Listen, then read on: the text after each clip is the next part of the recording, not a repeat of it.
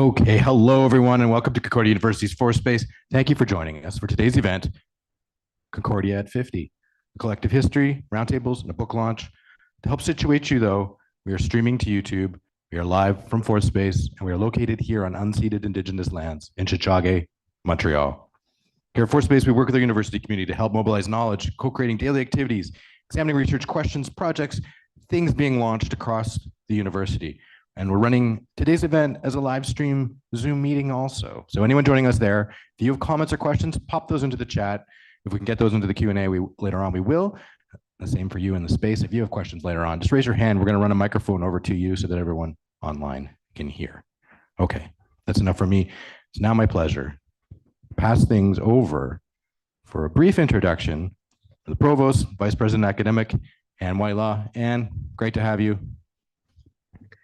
Thank you so much, and I really wish I could be there in person, but as you might tell, I have been felled by the COVID bug, the return, the never-ending return, so I'm having a little bit of a pandemic flashback, but I really wish I could be there for this incredibly exciting event, a culmination of many years of work from many, many people, and I'll get to that in a bit, but I thought I would start by talking a little about maybe the origin story, not of Concordia, but of the Concordia at 50, a collective history book project.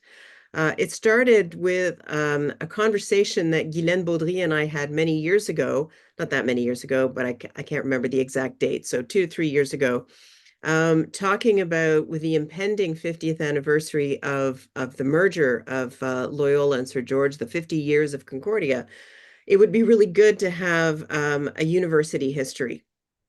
And both of us were familiar with typical university histories that tended to be single voice, I would say quite monotone and sometimes tone deaf descriptions of institutions in ways that I don't think that certainly captured facts and events, but didn't necessarily capture the spirit of the institution. So we moved quite quickly to a discussion of a authored volume.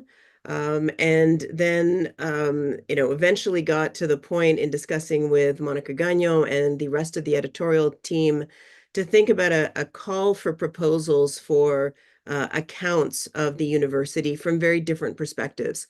And we recognized that this wouldn't necessarily be the volume that would capture every single moment or event or unit within the university, but we really felt it would speak to the different viewpoints, the different histories, the different experiences of the university. And so for me, the volume that resulted from this that you're looking at today, that I wish I could hold up in my hands, but my copy is at the office, is that to me, it really fits with Concordia's DNA as a diverse, innovative, looking to do things really differently kind of institution. So I won't go into my long history with Concordia. It's all in the afterword so of the book. So if you really want to know, you can buy the book and read it there. But I'm certainly not the only one with a long personal or familial tie with the university. I think many of the people who are here in the audience, I can't see the audience live, but I can certainly see folks online. And I know that many people who are here and who have contributed to the volume have a very long history, whether their own or their families, with the university. As I perhaps alluded to earlier, what I particularly love about the volume is the bringing together of writings on so many different aspects of the university. When I first read the manuscript, there were things about the university that I didn't even know about. There were things that I did know about, and I was really interested to see, particularly when they were told from the perspective of a more recent individual who was looking back on this as a past event, that my own lived experience of those moments were captured in some ways very well, and in some cases very differently from the account. And I think that's actually the wonder and the joy of history is the multiple ways that we can tell our stories. So the book is that bringing together of writing. If you've looked at the book, you can see that it is incredibly richly illustrated. There are so many images in the book that are, that we all have connections to, that we remember, but there are also ones that we really didn't know about. And finally, I think one of the real strengths of the book is the introduction and inclusion of oral histories, both oral histories from the past as well as from the present. And I think that really points to a strength of Concordia and the oral history and digital storytelling group, that this bringing together of our past and of those first person narratives are really key. So I want to give a huge shout out and thanks to all the authors of chapters, all of those who agreed to be interviewed for the book, all of those who contributed images, and of course to the wonderful folks at Records and Archives Management for finding a lot of those images. Really, the way that I want to describe it is your voices are our collective history. Maybe one other thing that I want to talk about in relation to the publication and to the launch today is that the book is really, I think, as you can probably tell, I'm really excited about, because it is such an interesting read and brings together so many varied viewpoints. But I think also the timeline that has been put together by Jason Camlot and others, I think is something that is a really important contribution to our understanding of the history of the university. And I know it's something that we can potentially add to as time goes on, but it captures in ways perhaps more, that traditional notion of history as a series of events in historical time, that it really gives a sense of the overview of the last 50 years of Concordia, and of course, the next 50. So while Concordia at 50 is a collective history, it was also a collective labor. So I want to thank a bunch of people. I'll start with Monika Gagnon and Brandon Webb for their editorial leadership. I also want to thank Steve Hyde, Jason Camlot, Catherine Wild, and Jean-Philippe Warren for the editorial support and input. Pat Riva and Amy Buckland from the library, who took on so much of the stewardship of the volume over the past few years. I want to thank Advancement for their organization of this event and for supporting the distribution of the volume. I want to thank Fourth Space for hosting the event today, and also for embodying all that is cool about Concordia, because let's not forget, Concordia is cool. And last but absolutely not least, Concordia University Press for bringing this beautiful and complicated volume together with their usual professionalism and creative flair. For those of you in the audience who are not aware of the amazing Concordia University Press publications, please take a look at their catalog online. The volumes are not only great reads, but they're also beautiful objects in and of themselves. And for me, that's what makes a really great book. And I will say that that's what makes Concordia at 50, A Collective History, such a great book. So I'm really looking forward to the roundtables and the discussion today. Again, I really wish I could be there, but I wish you all a great afternoon. I'll be listening.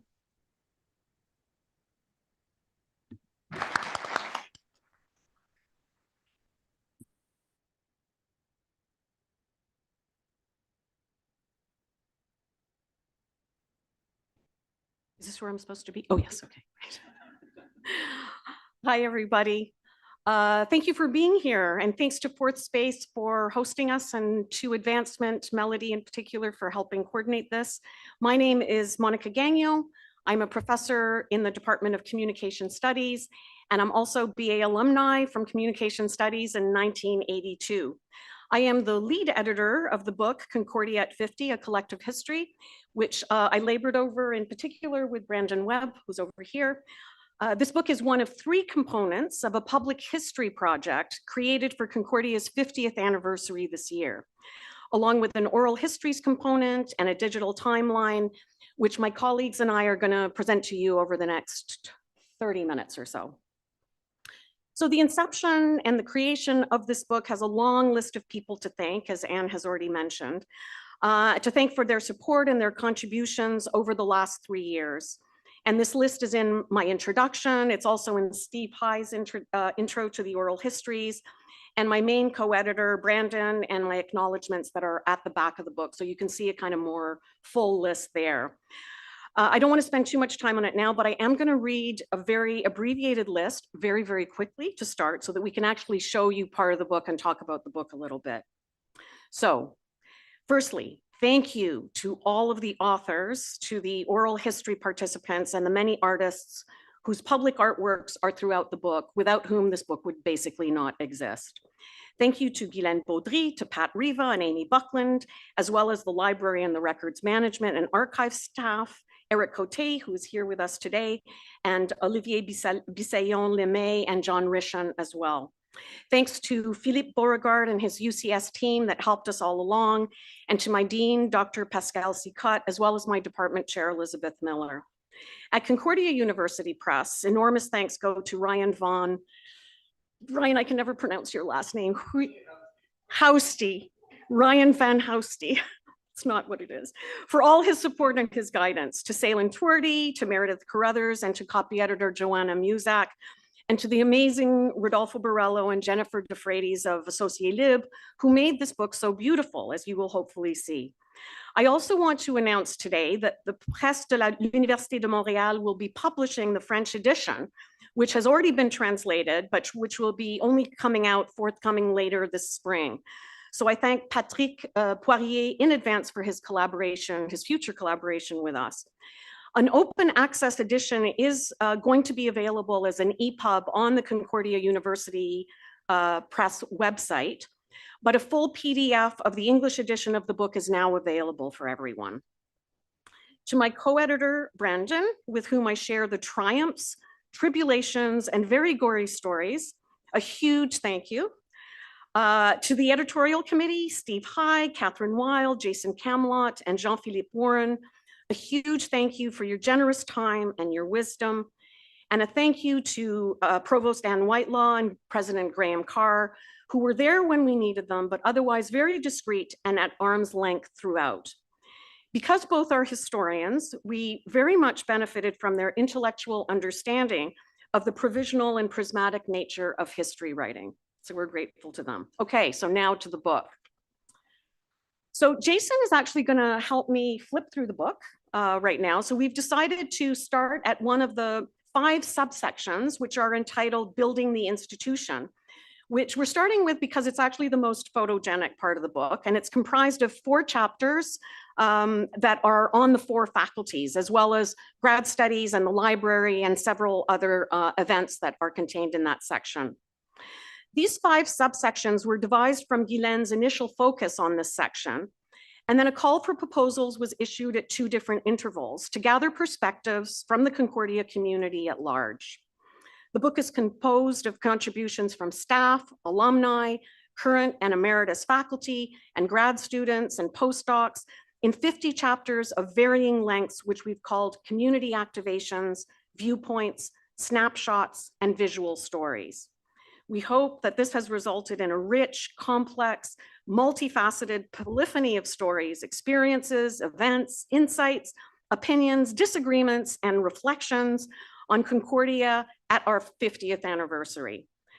But we still maintain that this book is in no way exhaustive, but it does represent a spectrum of perspectives and viewpoints from the multiple constituencies that make up our community of 57,000 people.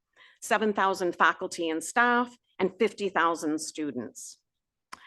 I do just want to end my introduction by mentioning that one of the true highlights of working on this project has been the deep dive that Brandon and I were able to do in Concordia's records and archives. And Brandon and I truly thank Eric and Olivier for their generous time that was spent very patiently with us, guiding us through the archives and digitizing them for us and for the book. One of the surprises to us, to Brandon and I, was how few photographs and images were submitted to us by our contributors, despite our numerous pleas via email to please provide us with some documentation, some photos.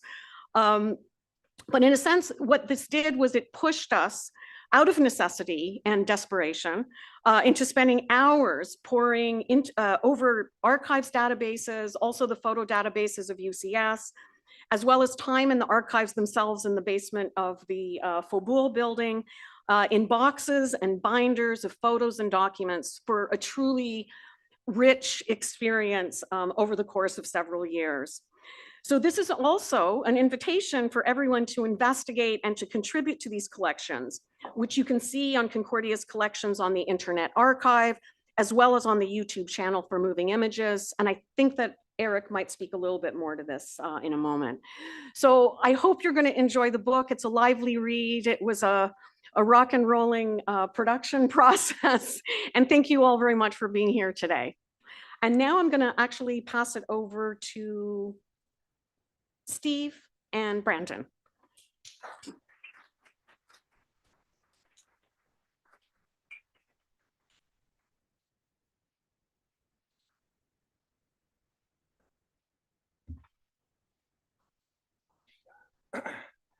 Hi, hello, that's good. Okay. We're actually, my name is Brandon Webb, co-editor for the book. We're actually just going to start off by playing a quick vignette.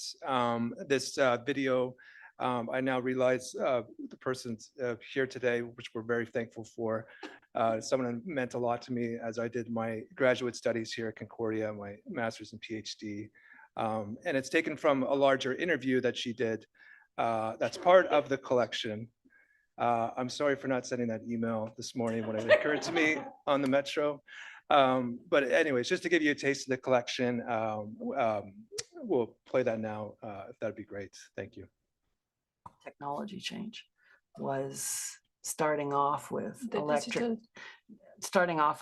typewriters, and then, you know, like, so you had an IBM Selectric typewriter, and then the first time we had a computer, it was with the 5 1/4-inch floppy disks. So every faculty member had it was a glorified typewriter. I mean, the one good thing was the mistakes were easy to fix.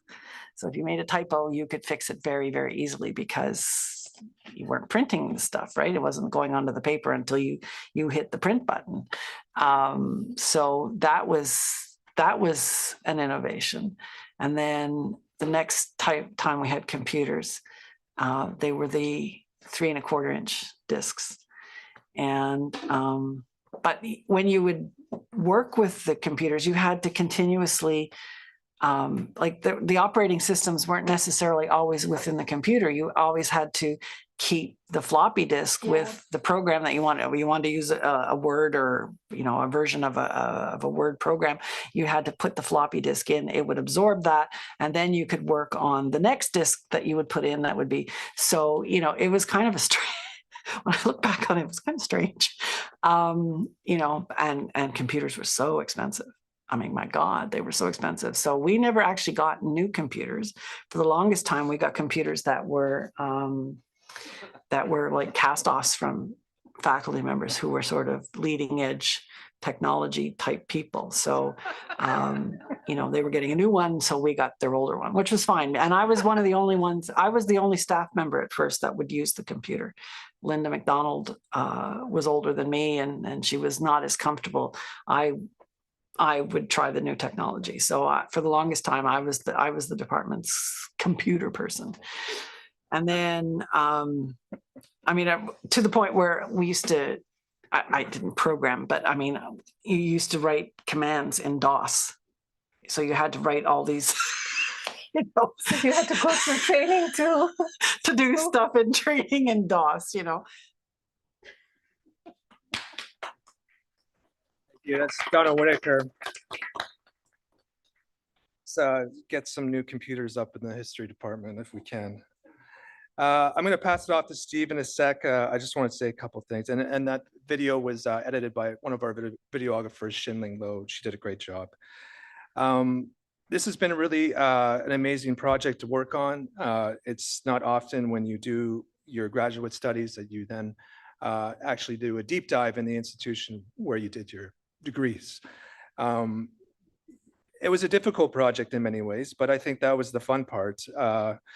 You know, what I would say for public history is, for history in general, history is never complete.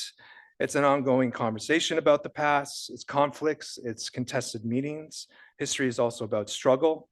And it's about our own changing relationship to the past as well. So 50 years from now, when whomever is working on the 100th anniversary or the 75th anniversary, 25 years from now, they're going to be working on what it is our future and the decisions that we make in the next 25 years or so.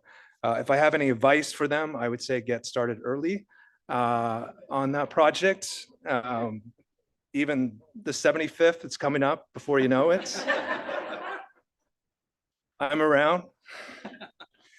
But really, it's been, there's been so many amazing people working on this, and I'm going to be up here a couple different times today. So just to close that out and introduce Steve, really all three projects, working on all three of them, it's three different ways of representing the past, it's three different ways of thinking about history and storytelling.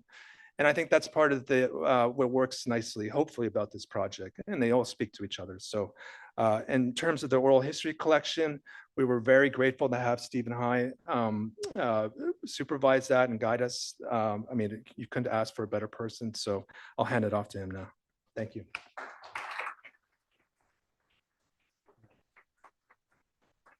Well, hi, everyone. I always find I'm underdressed when I'm standing beside Brandon. It's been a real pleasure to be part of this book. And when I was asked long ago if I'd like to be part of it, I hesitated because, I often find these institutional books, frankly boring, right? And often coming sort of in a publicity mode, right? Like rah, rah, rah, Concordia is awesome, perfect, nothing, no blemishes, no warts, and so on.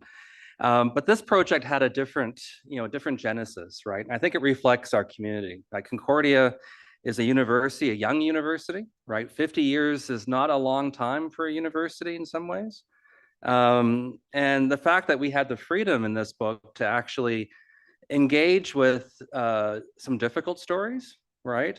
But also ordinary people's life stories. And so the oral history interviews that we did were life story interviews. Pusha Chatterjee was the interview coordinator. She's now a tenure-track professor at Memorial University. She was an oral historian, and she conducted long interviews, right? So 2 or 3 hours per person. And in these 2 or 3 hours, you really get a sense of what a place means to people, right? And how it changes. And the stories are amazing, right? And only a fraction of these stories are in the book. There's some other stories. I love Donna's story about technology. Identify with that as a person who was a typewriter person early in my career. But the stories are also like just amazing. Like the first generation of women in many disciplines, how the sexism that they faced, right? The barriers that they had to push through. Some of those stories are in the book, and it's such an important part of Concordia's history. Or even the naming of Concordia, the debates around that. One interviewee spoke about there was a push to call it Norman Bethune University, right? And I sort of kind of wish we went that way, but we didn't. Concordia is nice too. But also stories of protest, activism.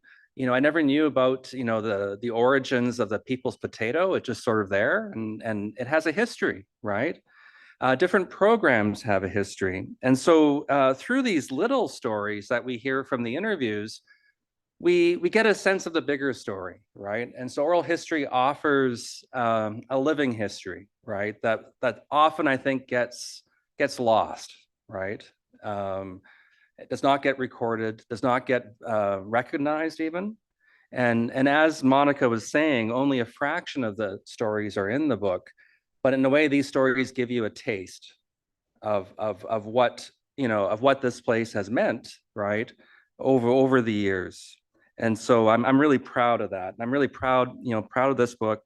And I just want to say that certainly on behalf of the coordinating, I want to say coordinating committee, but the editorial board, we were so fortunate to have Monika and Brandon as our leaders, right? That this book you know, I don't think would have finished without them. That they push through, they organize, a collection is a hard thing to do. A collection with 50 chapters is even harder, right? And so it's like herding cats a little bit, and these are great cat herders, I must say. And so it's a collective history, and it's a history, I think, unlike what other universities would produce or would allow to be produced in many ways. I love the fact that we have a political statement from one university department, from women's studies, right, from the great wave of student strikes. We have student voices, and so we're going to get a glimpse of this over the next couple roundtables. So I'll end there. Thank you.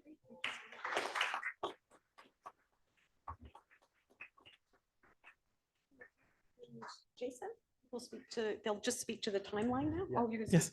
Yes. Hi, everybody. My name is Eric Côté. I am an archivist at Records Management and Archives. So I want to introduce you to the timeline, which is a website that was created to work along with the book. Would it be possible to have the timeline on the screen, please? So the idea behind the timeline, both were kind of thought about at the same time at the very beginning. And I think what we wanted to do was, like, as much as the book is a collective history told by Concordians, we wanted the timeline to be the history told by the archival records. So from the start, even when we had no idea about what the end product would look like, we knew that we wanted a research tool with we wanted different filters, ways to sort the information, something that also would need to be updated. So this is it's part of our goals to keep that alive and to bring not only new visuals but new entries also every other year or so. So I was working along with Brendan and my former colleague, Caroline Sigouin, who retired in 2022. And we started by putting together all the lists of events and chronologies that the archives had been building and working on for years. For example, I don't know if you guys have seen the agenda that was done for the 25th anniversary. So there were a lot of historical events in that agenda. At the end of putting all of these lists together, we ended up with an Excel table of more than 700 entries. We knew that there was no way that we could leave them all into the timeline. So we developed some criterias, and discussing with Brendan and Caroline, we ended up bringing this number down to about 250 entries. So if you guys don't find your name into the timeline, it's nothing personal. It's just that we could just not include everybody. So, for example, we could not include all the dates of creation of all the departments. So we decided to stay at the faculty level. Also, we decided to focus on the first. So we are naming the first president of Concordia University, the first president of Loyola College. So unfortunately, the most recent ones aren't part of the timeline. For the visuals, my colleague Olivier Bizaillon-Lemay worked a lot along with actually finding the visuals from the books, kind of drove finding the visuals from for the timeline. So there are some images in the books that you will find 100% in the timeline, but there are images in the timelines that you won't find in the book. So also it was, I have to say, Olivier had helped of my colleagues, Julie Daou, and also from the records management team, Esther Sainte-Croix and Amy Allen, who are all present here today. So we also decided to, as we were going through the entries, we knew, can you please click on the entry for the 1966? You can sort by year. Okay, you can scroll too. 1966, the official opening of the Henry F. Hall building.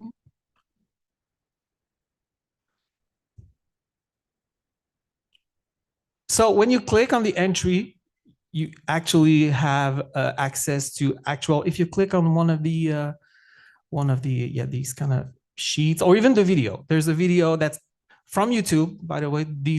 All of this material is either on Internet Archive in our collections or on our YouTube channel. Yeah, so this is a video from the construction of the Hall building in color. I think it was filmed in Super 8.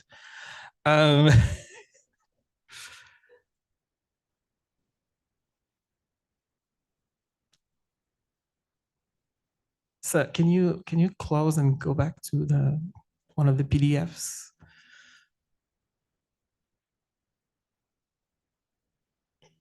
Yeah, okay. So there are actual archival records included in the timeline.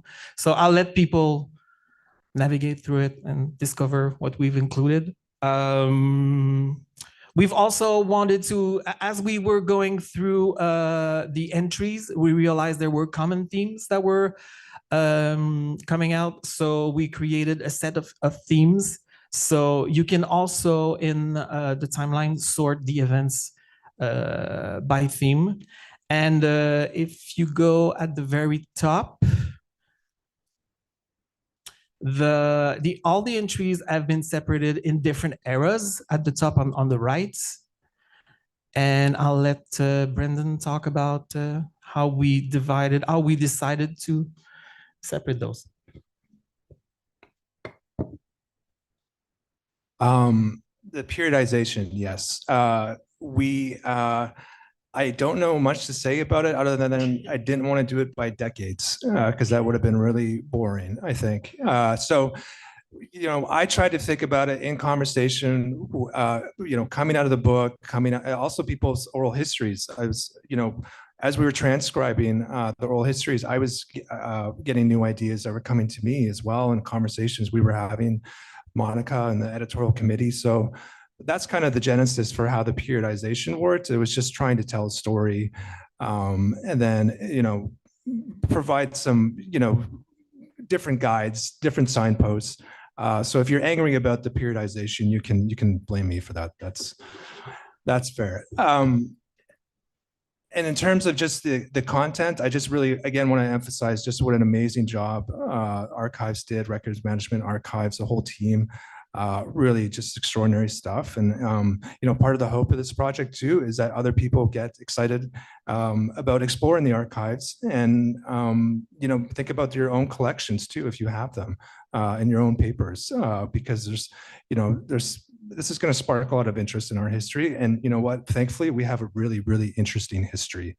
Which is nice, makes it easier.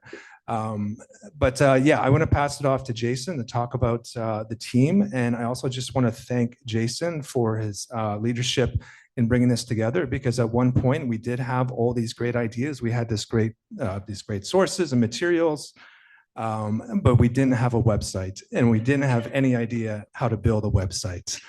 And that's important if you want to build a website. Thank you, Jason.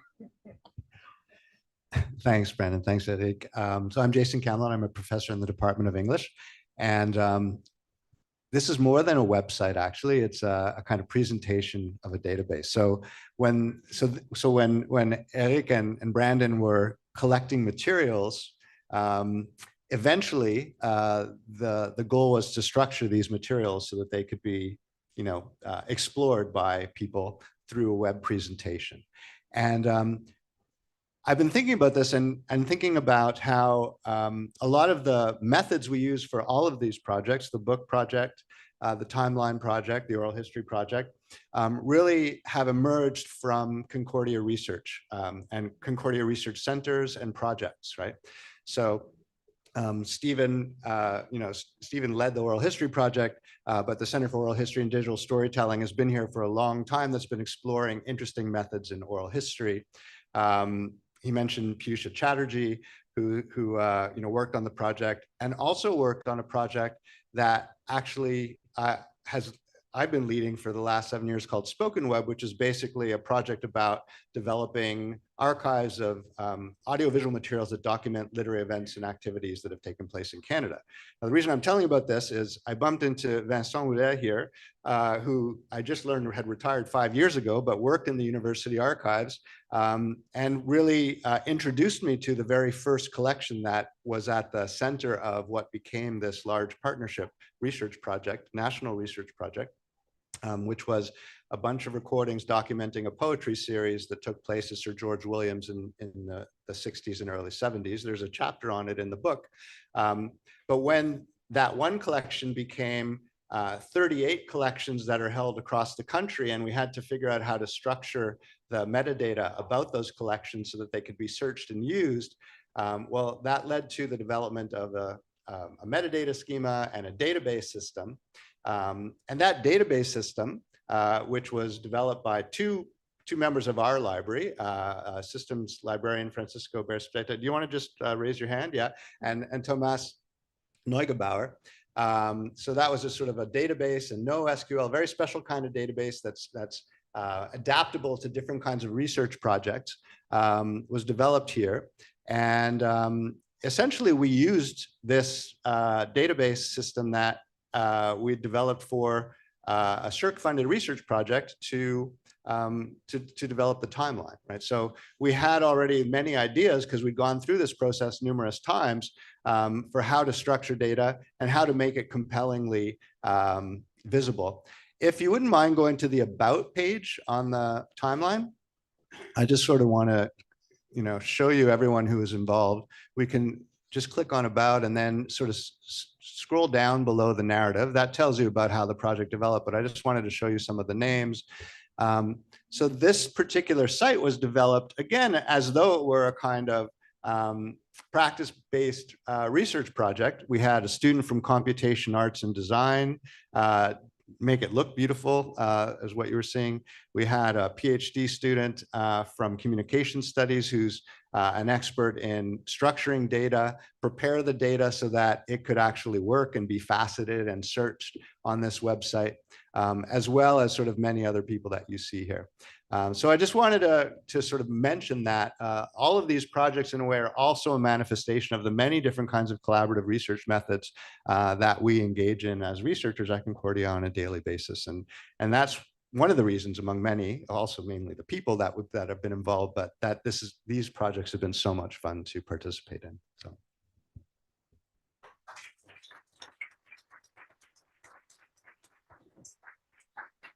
Great. Thank you all very much for helping us launch the project and all three facets of it. Now what we're going to do is transition to two roundtables that we have this afternoon, which are drawing from participation with the oral history participants as well as authors in the chapters. So we'll just take a moment here to switch people. Okay. Thank you.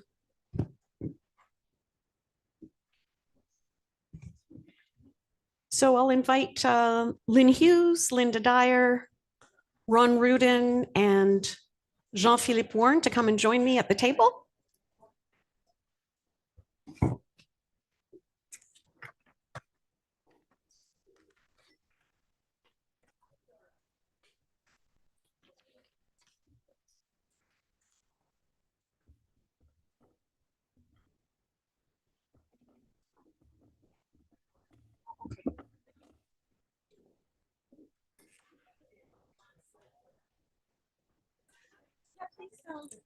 Please come and sit. Yeah.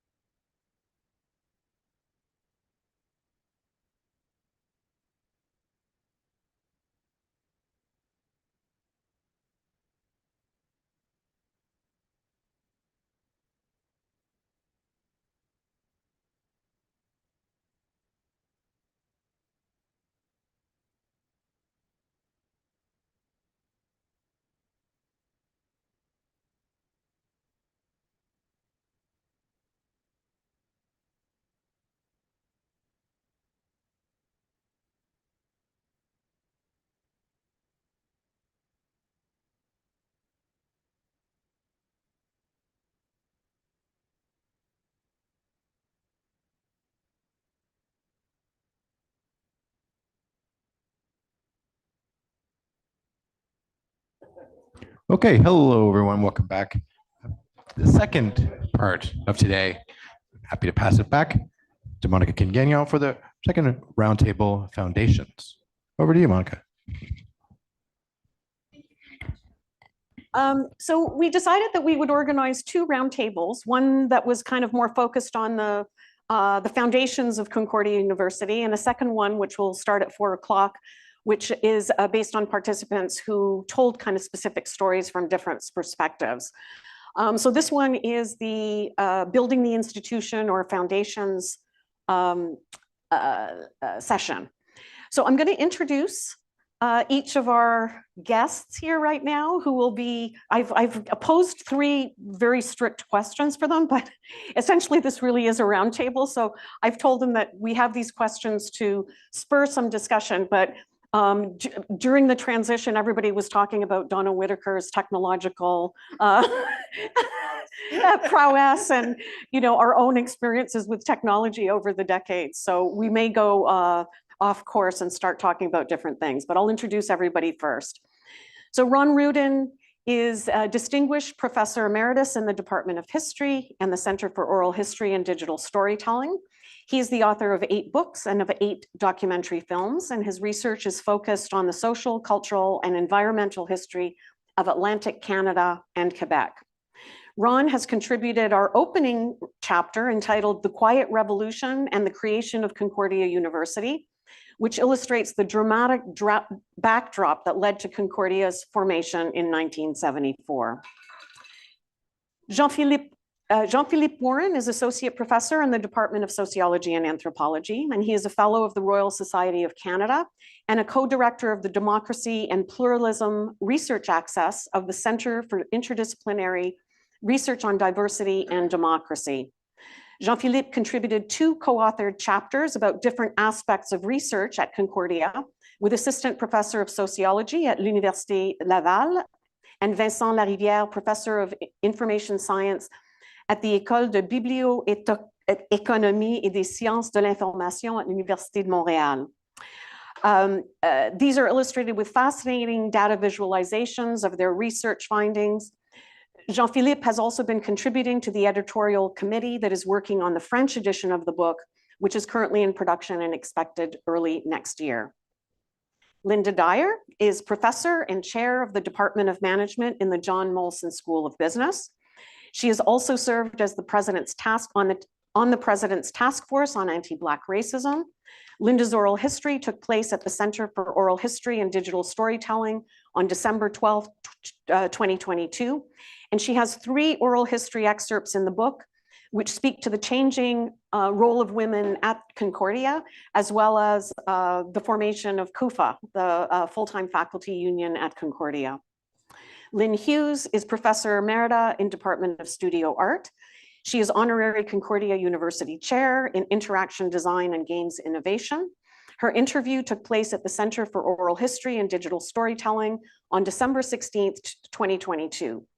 Lynn's oral history excerpt in the book tells the story of the early days of the research center Hexagram, which is now Milieu over in the EV building.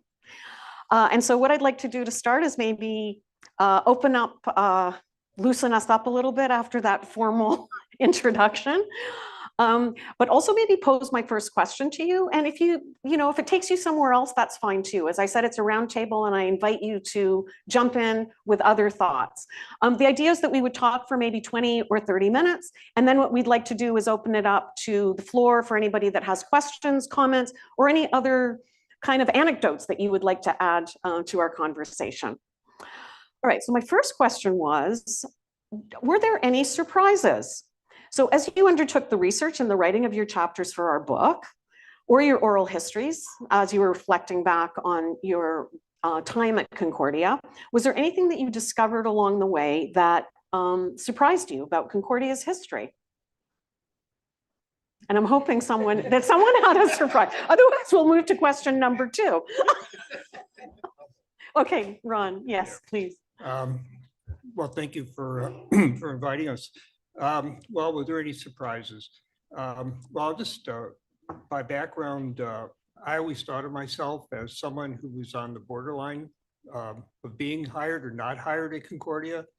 I think I was one of, if not the first person hired by Concordia in the history department, but I also remember that there was nobody from Sir George on the hiring committee for a position which was designated as being at Loyola.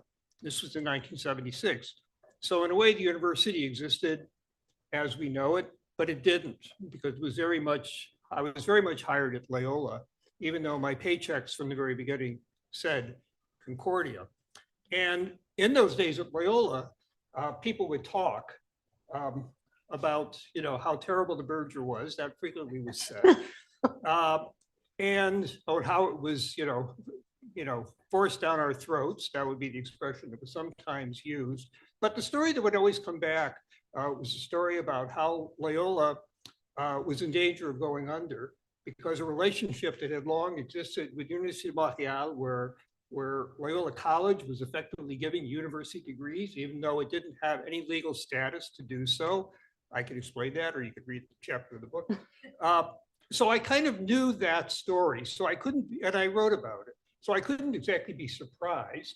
And yet, when I did the research, there were 2 things that did surprise me. First, it was the direct involvement of the Quebec government in the whole process. It was kind of clear that when Loyola and Sir George started talking to each other, there wasn't a lot of enthusiasm for various reasons on either side. And the Quebec government needed to push in order to make the merger happen, which only underscored why all those people at Loyola were saying that they got pushed.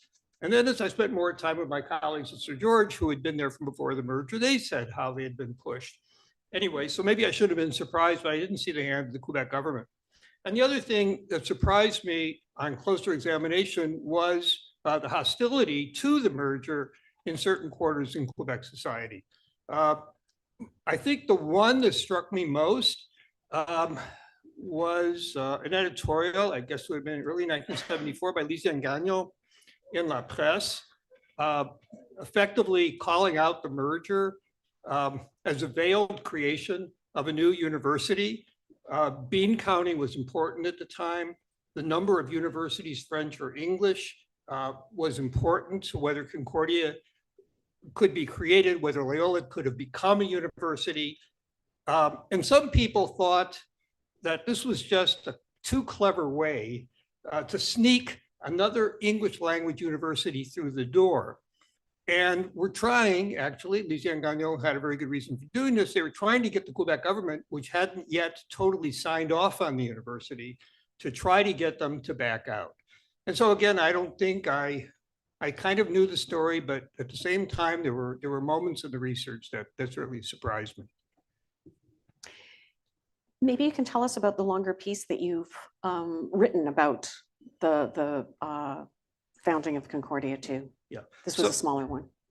Yeah, so so I've actually published this already. It was for us first, though. In a longer. We were taking too long. Well, I don't know. I had a version that was too long for this one, and so a journal agreed to publish it. And the thing was that there were these amazing interviews that I have to say that well, maybe this was a surprise as well. These absolutely incredible interviews that were done, I guess, in the 1980s by Joel McCormick, who, if I understand correctly, is the father of my former colleague, Ted McCormick. And so listening to these interviews was amazing because people would always try to wander off to talk about something else. And when you would listen to it, he was being the good oral historian. He was kind of bringing them back to the subject. So anyway, I had too much material because people told incredible stories about their own experience at the time, and it didn't fit. I couldn't give them justice in the word count here. And so there's a reference in the piece to the longer one if people haven't read enough about the subject here. There's another place to go. Great, thank you, Ron. Anybody else want to jump in?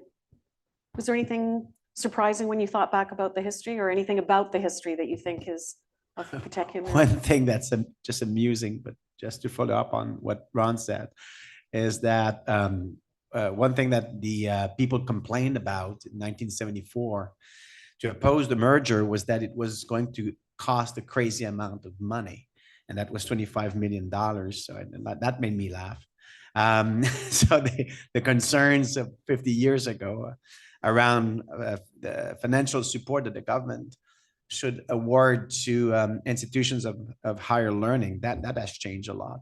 I didn't have many surprises when I entered into this project because I'm a sociologist, but I've got a historical perspective. So I knew about Concordia's history well before being invited to contribute to the book. But when you've got a historical perspective, there are things that you understand better, I think. And when I arrived at Concordia, it was 20 years ago, more than 20 years ago, people said, why do you make the choice to land a position there? And because I had other opportunities to teach elsewhere. And I said, well, I'm going to like being at Concordia very, very much. But in 20 years, I'm going to love being at Concordia because the trends are all going in the right direction. And what were the trends? Well, there were two things. First, it's a university that if you go back to the time of Sir George Williams and Loyola, was not engaging with Quebec society or of Montreal. It wasn't deeply rooted in the Montreal fabric, and it was by design. Sir George Williams offered evening courses. People were passing through. They were picking electives to complete their degrees, and they were not really engaging with the university itself. And Loyola, it's even worse because it was situated in Montreal, in downtown Montreal on Drummond, I think it was.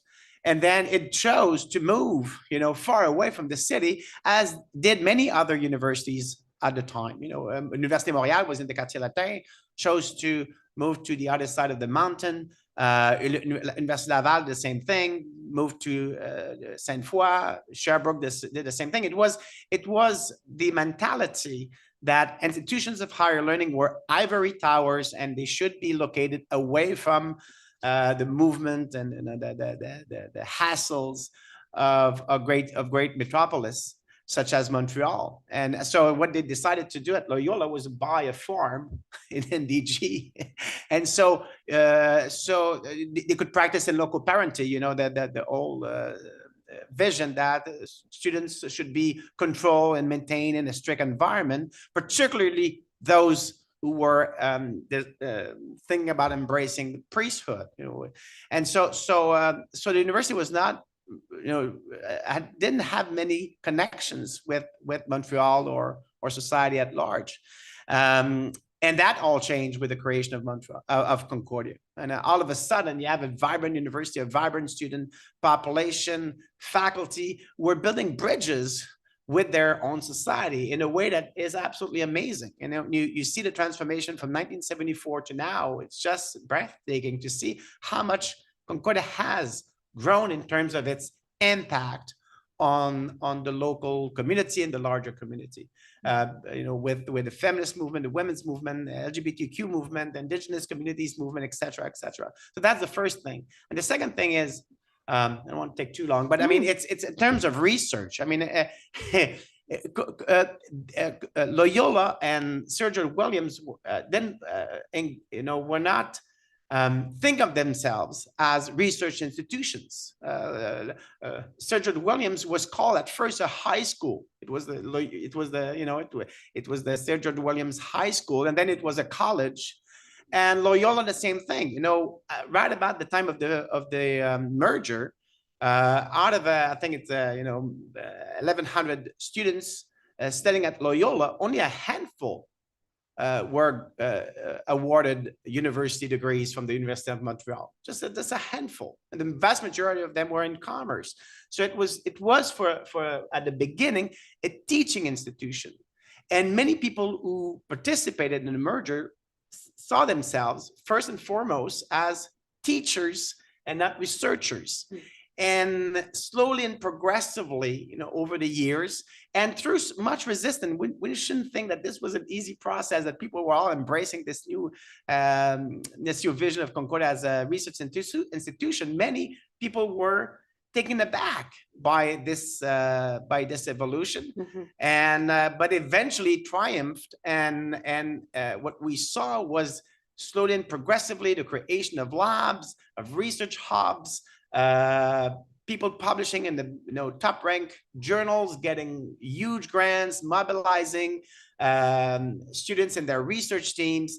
And when I arrived at Concordia in 2002, so a bit more than 20 years ago, this was already visible, but it was visible also that it was coming stronger and stronger. And I think that now, 50 years later, after 1964, we've seen the complete shift of this institution that used to live in the shadow of McGill, thinking, you know, we're the little guy. And now positioning itself, you know, as an institution on the larger scene. I wonder if I can hand it over to Linda. Thank you. For me, the biggest surprise is the two people who just spoke, because when the first time I heard about Concordia, it was, I guess, 1975. I was at that other place over at McGill. And there was a student who was a good friend of mine, became a good friend of mine, who was talking about the fact that she left Sir George, she'd moved to McGill, and she said, "What on earth is wrong with you people? You're boring. This is not a great place to be." And so that was how I first thought of Concordia. And you know what? I don't see a change. I don't see that over 50 years we've become boring. Maybe we do more research, maybe we've got more institutes and stuff, but I think we're the same lively, exciting place to be. That's my surprise. It just happened.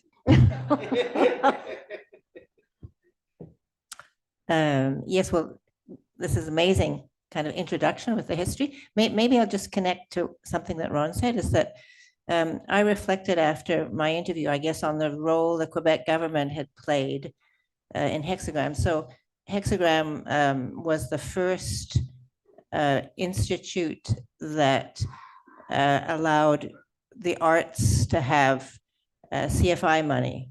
So CFI money before that was only given for science and tech and medicine. And really, this came about because both UQAM and Concordia, in my understanding, applied to the government to get new, substantial amounts of new tech for the future students and faculty of mostly the fine arts faculty, but also the communications faculty. So the people who were doing a creative practice. And we were talking about lots of new tech because it was really necessary to take a big leap forward. And the Quebec government looked at both of the very similar, I think, demands and said, okay, if you get together. So we had a shotgun marriage enabled by the Quebec government. And really, they were incredibly supportive. We got $22 million. And after that, we got $6 million more for the research component, because the first part was infrastructure. That was shared with UQAM, but at the same time, most of the infrastructure money came here. It was a great adventure. I won't go into all of the details, but it really did pull this chunk of Concordia into a new era, both because we were talking to each other, we were talking to another university, and gradually talking to even more universities locally, but also because there was new equipment and we had promised to do things that were maybe a little beyond what we really thought we could do. And so we had to at least try to do them, both of the institutions, and to do them together in many cases. So it was kind of really an amazing adventure. In fact, Hexagram still exists. It's now a FQRSC research creation network that's much broader in the province and is also international. But since then, Concordia has really, it's been a bit bumpy, but Concordia has really supported research creation, this famous hyphenated beast, which means that you can do creative, you can do traditional scholarly research, but combine it with creative research in various ways. So that's something that has been my incredible experience at Concordia is flexibility, and in particular flexibility that's interdisciplinary. So personal flexibility, I was able to move from painting, where I was in the female minority in a very strong male department in the 80s, and to gradually move over into new media and into games. So I've had this incredible, I've had incredible permission, and I've seen that as one of the qualities at Concordia. I'm really, really interested in interdisciplinarity, and again, it's very difficult to support interdisciplinarity, I think. It's a great thing to talk about. Supporting it institutionally, like really supporting it, is a challenge. It's a challenge everywhere, or most places.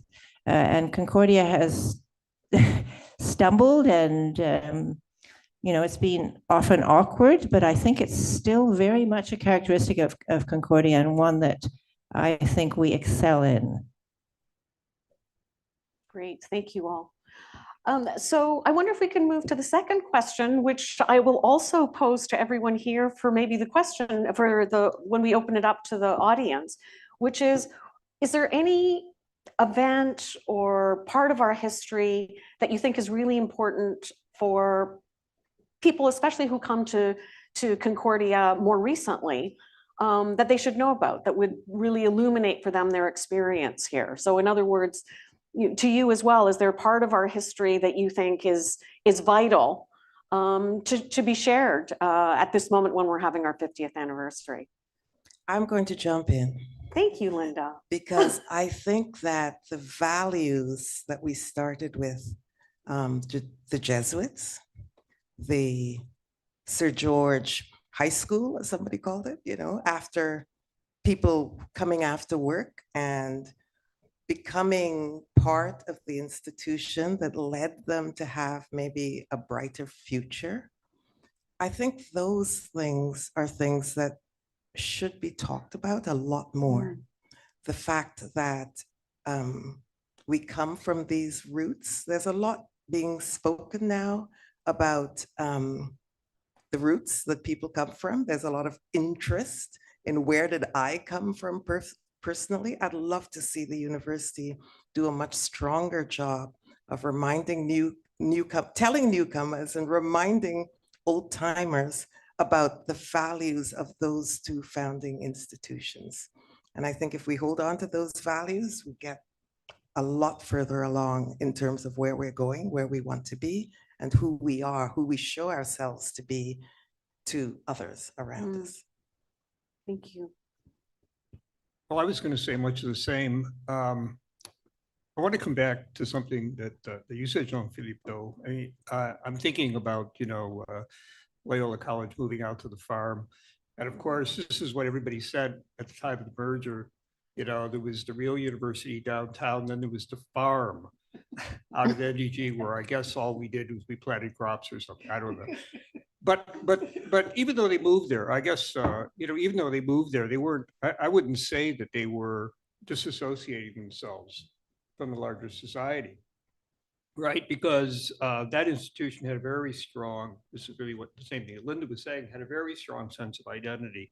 I mean, the connections between, even now, I have some friends who are on the Loyola, I mean, I guess it's really the Loyola College Alumni Association, and you would think that it still existed, right? It's an institution that hasn't existed for 50 years, and people, particularly, I guess what we would call the English language Catholic community, in its broadest kind of sense, still feel some connection. And so I really just echoing what Linda said, you know, if I had to tell somebody something, to go back to those roots. You want to understand how the university still feels a close connection and tries to develop programs and to work with the community. If you think about the oral history program, you know, that is entirely about forging ties with the community, which seems to me to be a kind of continuation of what those two institutions, you know, meant that came together in the 70s.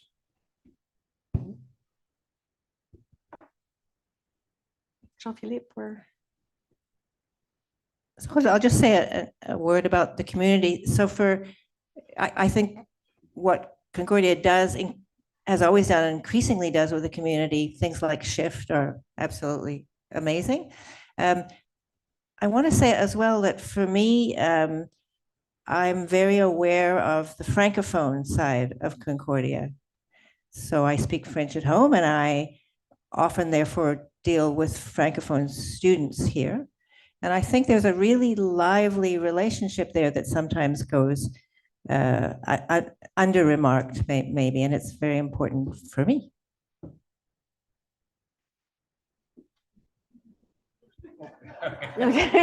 Right in front of me. So when people ask me, you know, describe Concordia, sometimes just for the fun of it, I see Concordia is like the hall building, because the hall building is just a crazy architecture that makes absolutely no sense. You know, there's escalators to go up to the 12th floor, but none to go down. And there's a third floor between the second and the fourth, but you really gotta search for it to find it because it's pretty secret. So it doesn't seem to make any sense. It seems to be all chaotic and irrational. But then you enter the classrooms, and then you enter the offices, and then you meet the staff, and everything becomes so amazing, so extraordinary. And Linda talked about having fun. There's not that many in universities that you can say, I'm having fun. You know, I'm producing, I'm advancing ideas, I'm engaging with students if I'm a professor, but also, you know, sometimes, not always, you know, but sometimes I'm having fun, and I meet other colleagues in other institutions this is not something that they can say of their university. That's pretty precious. So yeah, it's like the hall building, you know, from the outside doesn't make any sense, but once you get to meet the people, it's a great place to work in. Thank you. I just want to add one little anecdote, which was my niece started in the political science department, not this September, but the September before. And I actually teach out at the Loyola campus, but knew that she was going to be here at the Sir George campus. So one of the first things I told her about was the shuttle bus, because she does live in NDG. And I said to her, you can, you know, move quickly between both campuses if you take the shuttle bus. And of course, that's on the cover of our book, the first shuttle bus ever that went between both campuses. But it was like seeing, being able to give her a tour of the Sir George Williams campus was like seeing the campus anew. And it's a little bit what you're saying. We started in the hall building because the political science department is there. But I also told her I wanted to show her the greenhouse, which was up on the 12th floor, I think. And you have to kind of go up these stairs, and it's kind of a cryptic journey up. But once you're up there, it's actually quite magical.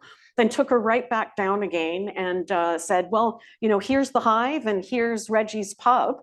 So it really was this experience of seeing the campus through new eyes, but also trying to explain that there were two campuses, because I have to say, one of the things doing the research on the book over the course of several years was thinking about the silos. Well, the two different histories of both of our institutions that were brought together in 1974, but the extent to which we also are still quite siloed on different campuses. And so I remember some students in our department when the Concordia logo was being redesigned, I think it was maybe 12 or 15 years ago. Some students in our department were joking that they were going to submit a proposal for the shuttle bus to be the logo. Okay, so we have maybe one last question, which I had for you, and then I'd like to open it up to everybody to add some anecdotes or some thoughts.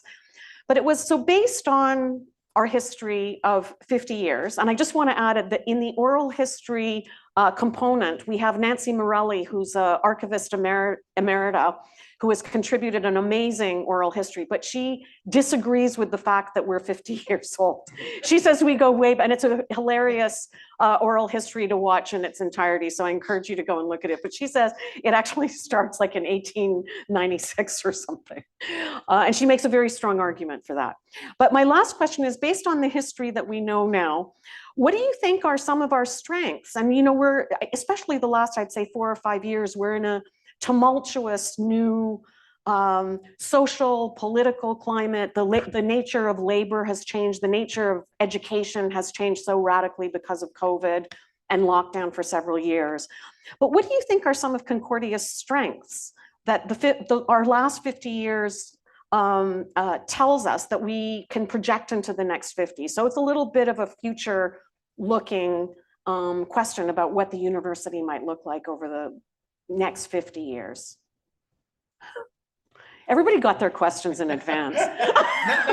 Not this one exactly. It wasn't exactly phrased Okay, this way. But I think our biggest strength, it's paradoxical, but I think one of our biggest strengths, maybe not the biggest, but it's that we are allowed to make mistakes. I think this is something that Concordia is known for. We experiment, we transgress, and sometimes it doesn't work. But in the end, we are a striving, original, different, and in many ways progressive institution. And this is what I think Concordia is known for in every domain, in every field, whether it's engineering, computer science, anthropology, you name it. Concordia has built this reputation, which it didn't have in 1974. You know, in 1974, they called it maybe you saw that, Ron, in your archives, but they called it the merger of the two poverties, because Loyola was so poor and Sir George was so poor. And so the merger of the two poverties. And I think that, through stumbles and bruises and mistakes, it became what it is today, and what it is now known for, which is a pretty vibrant organization. All right, so the question actually was, ask us to think about things that, okay, what we know about Concordia 50 years later, what do we think that Concordia needs to focus on to highlight or amplify in the next 50 years? Okay. It's close. Close. It's yeah. close. Okay. So I'm just going to come back to the community issue again, because it seems to me that the thing that if you sort of go back to that beginning in those two particular communities, and then we think about the various communities that the university needs to do more to, well, in part to recognize our past. So I when I saw that question, what was ringing in my ears with a call to action from the Truth and Reconciliation Commission, right, to the universities in order to actually act in terms of reconciliation with First Nations people. So it seems to me that that's a logical thing for Concordia to do in terms of building on a university that began with deep roots in two particular communities. So I guess, you know, asking a historian about the future, but you know, but here, in fact, you know, it seems to me, you know, and of course, some of these things are already taking place.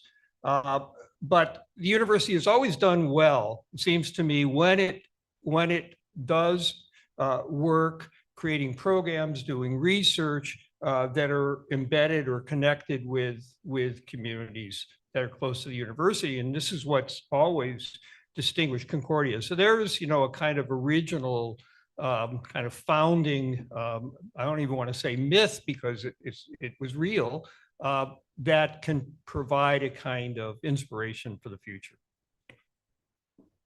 And if I could build on that, I really feel that you walk down almost any street in NDG or even downtown and you say Concordia, somebody has had a parent, a niece, a cousin, a somebody. We are so part of this Montreal community. I think that we really, in the next 50 years, have to escalate the recognition of these links we have with our communities. It's thrilling to go out and be interviewing people for research or whatever, and you always end up with a long story about all the people that the interviewee has known who've been Concordia people or who want to become Concordia people. Even during the pandemic, there were people talking about, I'm part of Concordia University, but they were sitting in their parents' basement, you know? So I think that we really have to draw on that, the importance that Concordia seems to have in the lives of the ordinary Montrealers. Yes, I think we all agree that community is the way to go, to keep going. But I think the whole notion of sort of permission is a really interesting one to think about, because there are types of permission, for example, about what is knowledge. So those are being explored now with Indigenous knowledges, and certainly creative practices like, can you get a higher degree are you rigorous enough, all that kind of stuff. So the whole Concordia has managed to get over being terrified of not being as rigorous as McGill. I think it has it? And to really start doing new, interesting, innovative things and thinking about new epistemologies and new people, new ways of thinking that should be included, new community-based ways of thinking. And that seems to me something that we're doing more and more, and that is something that is going to really be important as we move into the future. Can I just add a little thing? Yes. I was reading a newspaper article, maybe about 30 years ago, I don't remember, but it was somebody who today we would call neurodivergent. And what he said is, you know, I have all these learning difficulties and Concordia gave me a degree. And that can be seen in two very different ways, right? People would read that and say, you are what we used to call retarded and you got a degree from Concordia. And nowadays I look back and I say, we were celebrating neurodivergent people long before people even knew the word. you know? And I think that it's little stories like that that make me excited about Concordia. So yes, things change. What we want out of education, what we want political, all of these change. But I think Concordia has the seeds to address all sorts of very interesting issues because of the chaos that you talk about. We can do it.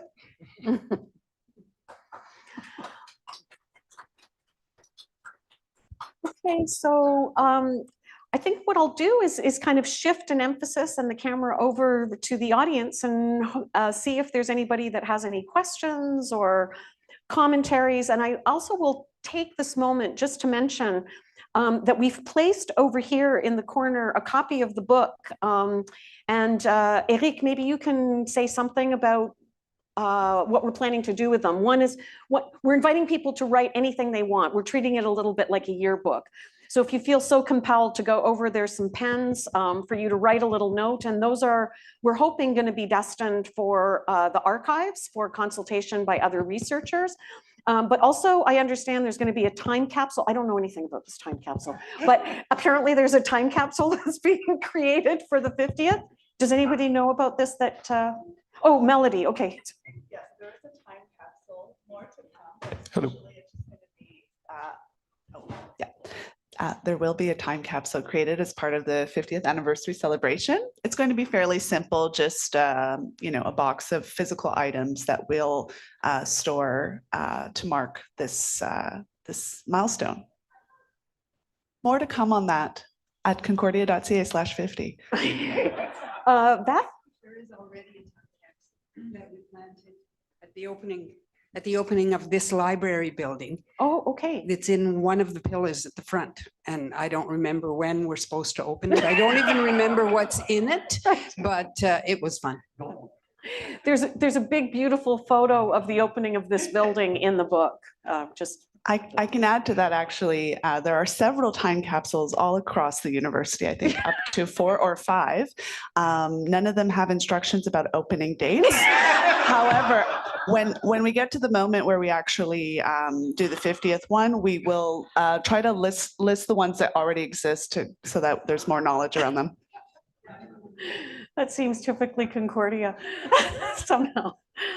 Okay, so is there anybody that would like to add a story, answer any of the questions? Yes, Charles, up at the front. So Charles is a co-author of the chapter which is on the John Molson School of Business. That's right, which came much later by name. But yes, a couple of us did write that. And there's a anecdote in there about a colleague, an older, I started there, I was a little kid. But there were the older people, they were not happy about this merger. And one of them had some things back and forth with a colleague across the street. And what was it? It was arts and science. I can't remember that, but there were 2 faculties, one of arts, one of science here, and one of arts and science out there. So 3 in all, and they weren't being merged until about 4 or 5 years. I'll let you read the anecdote. I realize now, then, about a dozen people, young people, had joined the faculty of business, of commerce, actually there, just before the merger. And I know the merger was coming, and my guess is that the administration of Loyola was trying to get as many people into the Loyola department before the merger, because there was only about, I think, half a dozen people who were full-time professors at that time. So that built us up. Now, of course, commerce has no representation at Loyola. It took about 20 years for them to close it down, but actually it was the students who did that. Because they just did, the business students didn't want to go out to Loyola. I don't know quite why, but they didn't. Of course, we couldn't justify it. But what always struck me about that campus, because I live very close to it actually, is that the architecture stays. And most of the Loyola campus is what it was then. There's a science, of course, has been added since then. And what always struck me was the fact that we went down in the administration, the central building it was called, and walked down and looked at the pictures. In 1903, there was a graduating class of Loyola at 2 students. I talked to my colleagues here, and I have to say I'm the only local person in my department of accountancy. Our people come from all over the world, as we do for many of the Concordia hires, which is interesting and nice. And I talked to one of the students who hardly even knew about Loyola. He'd heard about it. He went out there, and I said, "Did you walk down that corridor and see those pictures?" He says, "Yes." It goes back.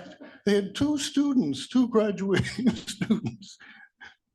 It's start. There's still, the pictures are still there. We know that it's got a past.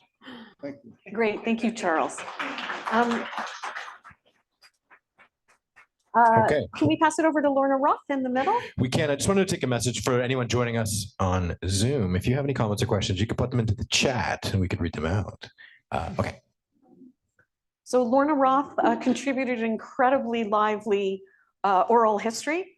And there's a hilarious excerpt about research that is in the book. So enticing you into it. Lorna, please go ahead. Thank you so much for doing this. I started at Concordia in 1964, well, at Sir George Williams.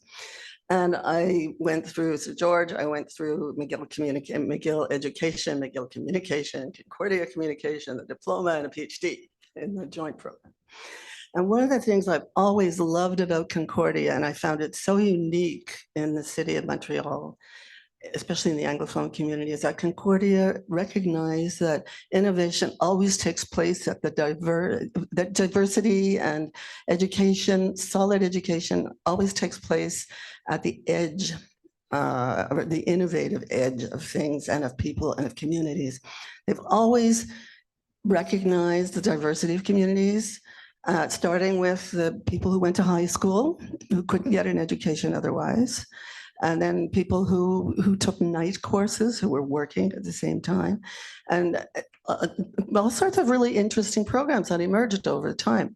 And I compare it to some of the programs that I've seen at McGill, particularly in communication and feminist studies, et cetera. Like Concordia recognized people who were diverse, people who had not given equal opportunity at the time of their emergence.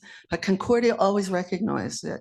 The feminist community, Simone de Beauvoir, the diversity studies, the programs around neurodevelopment, like diverse development of people who aren't considered to be typical education students, et cetera. So and they started these programs way before McGill started them. Like McGill didn't even get an official communication studies program. I don't think it's ever official because now it's education and art history, but they never recognized that communication itself was a really deep and important program, or that feminist studies was a deep and important program, standing on its own, not having to be tied together to another more traditional program. So Concordia is a very special place for all of us, I think. And their work on disability now, and their work on accessibility, their work on seniors and with seniors is really quite wonderful. And I think it's a great model for a university education program, set of programs. Thank you, Lorna. Can I just jump? Sorry, can I just jump on this? I'd like to acknowledge Mary O'Malley, who was who worked with the students in the student services right from the beginning in helping students who had different ways of being and learning. And I just wanted to sort of give a shout out to staff who made the student parcours a little less arduous. And I just thought I would say something about this person called Mary O'Malley, who saved a lot of students from drowning. Thanks, Silvy. Tom Waugh has 2 wonderful photographs in the book, although he didn't contribute anything, but has participated so much in our long history.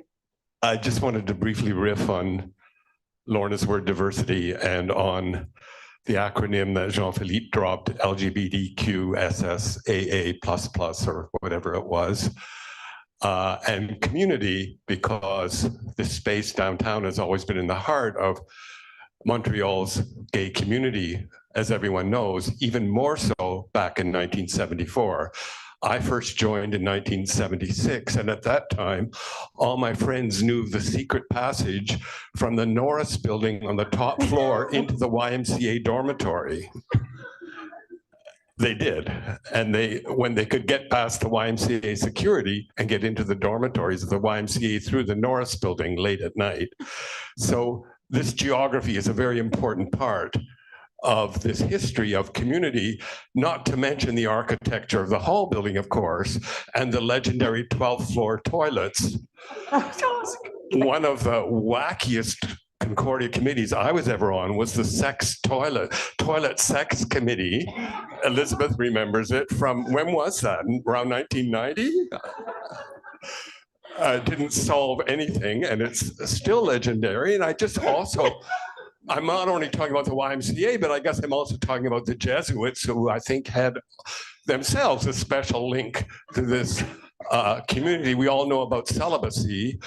And of course, the LGBT pioneers of Concordia, who came from Loyola, Robert Martin in the Department of English, the late Robert Martin, and the late Donald Boisvert, who was a queer student activist out there before he went into the Concordia administration and then the Department of Religion. So I just wanted to make a couple of links into the threads of this conversation in terms of this particular community, and not to mention, of course, the Simone de Beauvoir Institute that came a little bit later and ...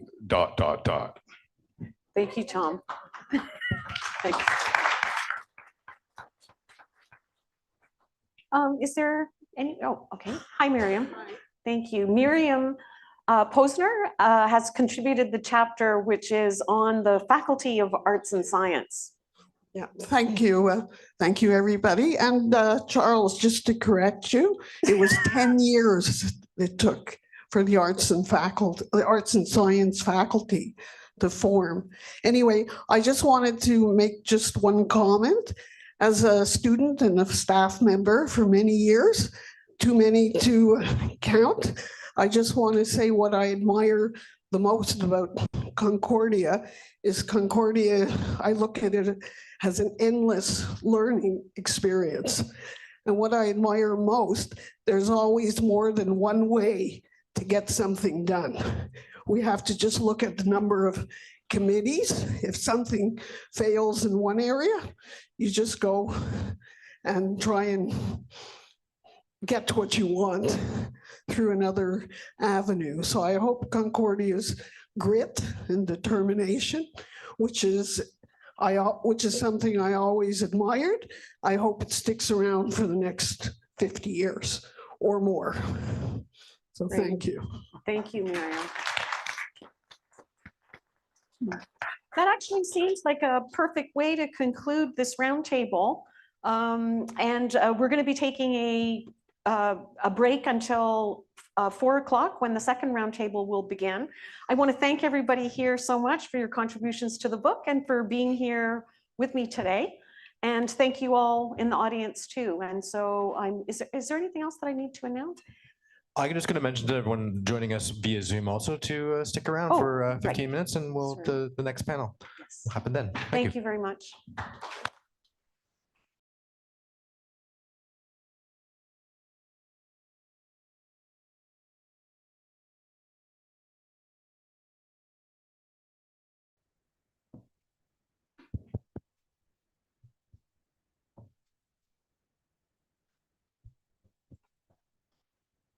Okay, welcome back, everyone, for the third roundtable for today's next conversation, community perspectives. And to get us started for the introductions, I'm happy to pass the microphone over to Professor in History and also founding member of the Center for Oral History and Digital Storytelling, Stephen. Hi, Stephen, over to you. It's a very professional voice you have there. It's great. Bon, je m'appelle Steve High. Je suis prof d'histoire ici à Concordia depuis presque 20 ans. Donc, c'est pas longtemps en relativement des autres personnes ici. Donc, le deuxième ou troisième table ronde, je ne sais pas exactement le nom, c'est the perspective communautaire. So we're looking at community perspectives. So we're coming at sort of this history, maybe a little bit from a different angle, and thinking about the relationship between the university and different communities, different histories, going beyond also, professors and faculty and staff, and thinking about, wider connections, including student histories. Peter Gossage was supposed to be here today. Unfortunately, he had to cancel. His chapter is very important, right? It's a chapter, they're all important, right? They're all important. They're all important. But his chapter speaks to difficult legacies, right? So when Concordia purchased the Grey Nuns' mother house, what does that mean to Concordia, given the role that the Grey Nuns played in residential schools across Canada? Of course, they also did a lot of good work, right? But how does the university sort of recognize, acknowledge, and think about, that history, which is now, now part of our history? And so it's a very honest and I think important chapter for, urging us to sort of think about this. When we talk about reconciliation, it's often very fluffy and happy, and so and easy, and when in fact it's difficult and long term. So Peter couldn't be here, so I just wanted to acknowledge that, and I encourage you to read that and every other chapter in this awesome book. I'll hand it over to Brandon. Thanks, Steve. And just to echo those thoughts on Peter's chapter, it was really interesting to see how he developed that piece as one of the editors. And it's not often as a junior scholar, historian, you kind of talk with someone who's an experienced historian, and he was very open about the process, because he was dealing with difficult questions that we should grapple with. So it was a very interesting process, and our thanks to Peter for writing a great chapter. I'm going to introduce everyone and just also make a quick announcement. We do have the books in the background here for contributors to sign, like a yearbook situation, I believe. And one of them is going to go in a time capsule. I'm thinking the time capsule or the previous time capsules might have the instructions inside the capsules. Maybe that's where things went wrong. I don't know. But we can do it different this time. Archives has a list of what's in that. So he knows what's in the list, and he's going to pull it out for us. Oh, Eric knows. Okay. That's cheating. That's cheating, though. Okay. Anyways, feel free to come up and sign at any point. Okay, I'm going to introduce our panelists, which we're really thankful for everyone, for all of you for being here. It's really great to think about community in different ways. I'll start to my right with Annick. Annick Maugile Flavien is a 3-time graduate at Concordia University, where she spent over a decade participating in anti-racism initiatives and founded Concordia's Black Perspectives Office. She's currently a PhD student. Is that current? Yes. Okay. Nice. That's awesome. That's amazing. In community health at Concordia, researching family caregiving as a determinant of overall Black community health. And her co-author, Désirée Rochat, is a community educator and transdisciplinary scholar with a PhD in educational studies from that place up the street. guided by an integrative approach, connecting historical research, community archival preservation, and education. Her work documents, preserves, theorizes, and transmits histories of Black communities activism. And currently, maybe not so current, Fond de Recherche de Quebec. Current until the end of December. Okay. So current.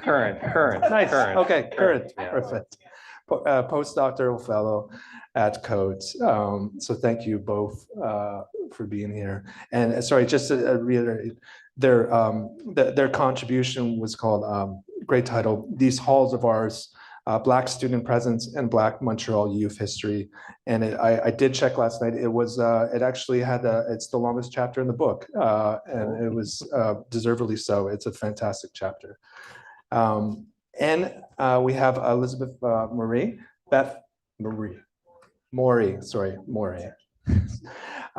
which served in multiple administrative roles at Concordia since the early 80s. She began as an international student advisor and prior to her retirement in 2011, served as Dean of Students, among other positions. And one of my favorite oral history participants. It was really, I actually, in my co-author chapter with Matthew Penny, I actually reference oral history. So I encourage everyone to check that out. And Silvy Panet-Raymond, who wrote Leaping Across Time, 4 Decades of Contemporary Dance at Concordia University. And Sylvie's curiosity about the myriad forms of mobility connects her imagination to worlds beyond. She has charted vast territories with students, built structures for future generations, won prizes as a choreographer, works across various media, collaborates on art and through public space, tends to be nomadic when not sedentary. That's a much better bio than me, Sylvie. So thank you very much. If you want to get us. Well, we're missing one biography sorry. here, right? Good point. So Annick, do you want to introduce us? So since I've been here at Concordia for over a decade, my children have also become Concordians. And this is the newest addition, little Amaya, who is going to take the mic at some point, I'm sure, tonight. Mine always grabbed for the beer. That was the, anyways. Brandon and I decided to sort of split up the questions. And so we have 2 big questions that we're going to ask, and we shared the questions in advance, which is kind of cheating, right? Oral history, you never share the questions in advance because then you get very very well-developed, planned answers where we want surprises more in oral history. But the question is, in what ways does your chapter or interview experience contribute to our understanding of Concordia's collective history? What was your goal in writing the chapter, or perhaps, if you were interviewed, what were you trying to communicate at the end of the day in that interview, right? To Pusha, but also, to you, right? Through either the online digital stories or the book itself. So I'm not sure who wants to start. It's really up to you. Awesome. I got the question yesterday, so I have a partial answer. I'm going to just read a little bit of what I wrote. Is that okay, Stephen? That's okay. No, right. it's good. Okay, Yeah. I'll just read it orally, though. I mean, for me, the expression collective history, I think, is a really apt question, because I wanted to convey the origins and the development of what became the Department of Contemporary Dance, that started with just a dean having an idea and asking someone to just run with it. And I wanted to also convey how it was a joint effort. It was a shared vision from all the way through the organization. I really felt that there was a kind of although there's a hierarchy in the university, I never felt that that's what was moving things along. It was really the way that people shared visions, so that we'd have plurality of perspectives. And that was one of the things I really wanted to convey. People really worked together to make this happen, and they continue to work together. It's not just one person. And I also wanted to talk about because I think you're talking about roots. We've talked about roots, and I think it was important for me to also convey how in teaching creative process in dance and choreography, how I really encourage students to dig into their own histories and their own roots and to develop their own perspectives about where they come from, you know, and understanding their social and cultural context. So I gave some, you know, I just think I'm just going to do one of the things that I ask students to do very often, which is a 4-letter word. It starts with E. Edit.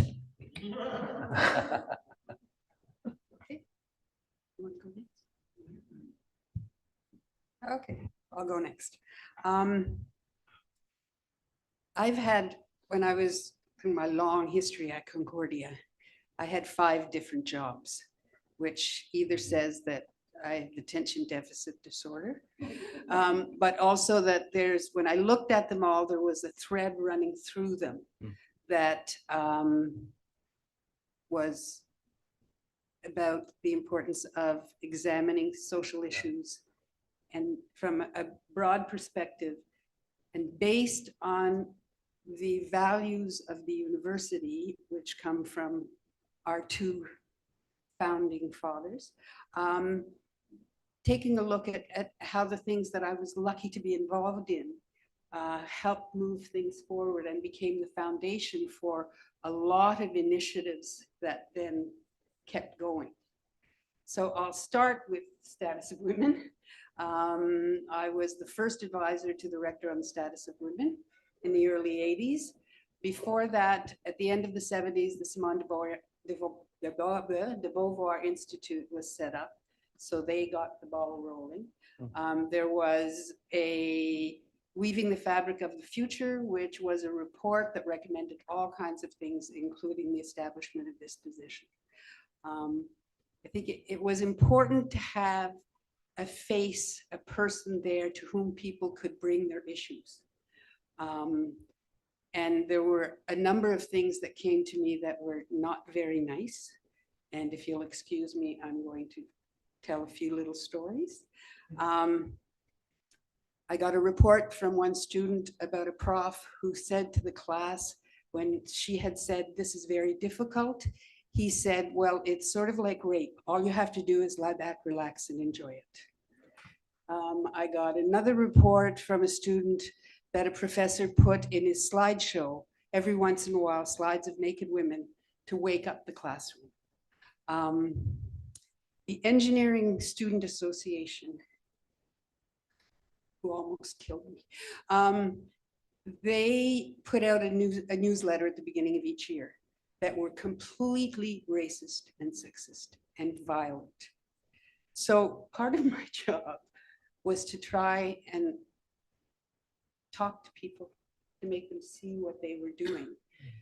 What I did with the professor with the rape comment was say to him, "Do think for a minute how many students in this classroom have been raped?" And he was taken back completely. Like he said, "Oh, I never thought of that," you know? So that was the atmosphere when I started. But since then, I just noted these things down. In 1987, the Women's Center opened, which became the Center for Gender Equity. In 1988, Employment Equity Officer Kathleen Perry. 1991, an Employment Equity Work Plan was developed. In 1991, Sexual Harassment Officer Sally Spillhouse. That then became a Disruptive Behavior Protocol, and she became the Advisor of Rights and Responsibilities. In 1992, Gender Neutral Nomenclature because of the efforts of the student Carolyn Gammon, and 2002, the Employment Equity Policy. So things, thank God, have moved forward. I got so much more else, but someone else. Thank you. So maybe I'll go about kind of the historical perspective that we took in the chapter. I think for us, there was a bit of tension in thinking about the post-2020 moment. Even though we recognize the importance, for instance, of the task force and the mobilizations after, there is this kind of irony and also, yeah, difficulty in the fact that some of the issues that we live daily as students in our community come to the fore in moments of crisis. And so there was the aspect of these moments seeing in isolation, when we're like, actually, you know, there continues to be a history of activism because these issues have been ongoing for decades, right? And so it was important for us to center what was happening post-2020 in line with a tradition of student activism. And so I think that was kind of the first thread that got us to the chapter. But the other aspect also was to think about the relationship of students to the communities, because for a very long time, until there was, you know, some instances of institutional support, community organizations played an important role. And so there was a back and forth between students and community groups. And so it was anchoring also, and Annick came up with this great title, that these halls of ours, and also envisioning like how the halls spread outside of the university and connect what happens here to outside.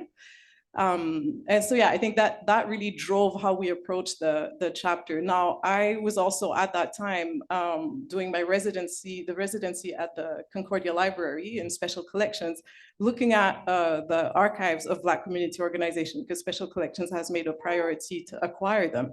And thinking also about some of the questions around the ethics, right? Like, what is the ethics of Concordia having these archives when at that moment, again, 2021, 2022, some of the issues around anti-Black racism within the university were being discussed and were being addressed or not addressed.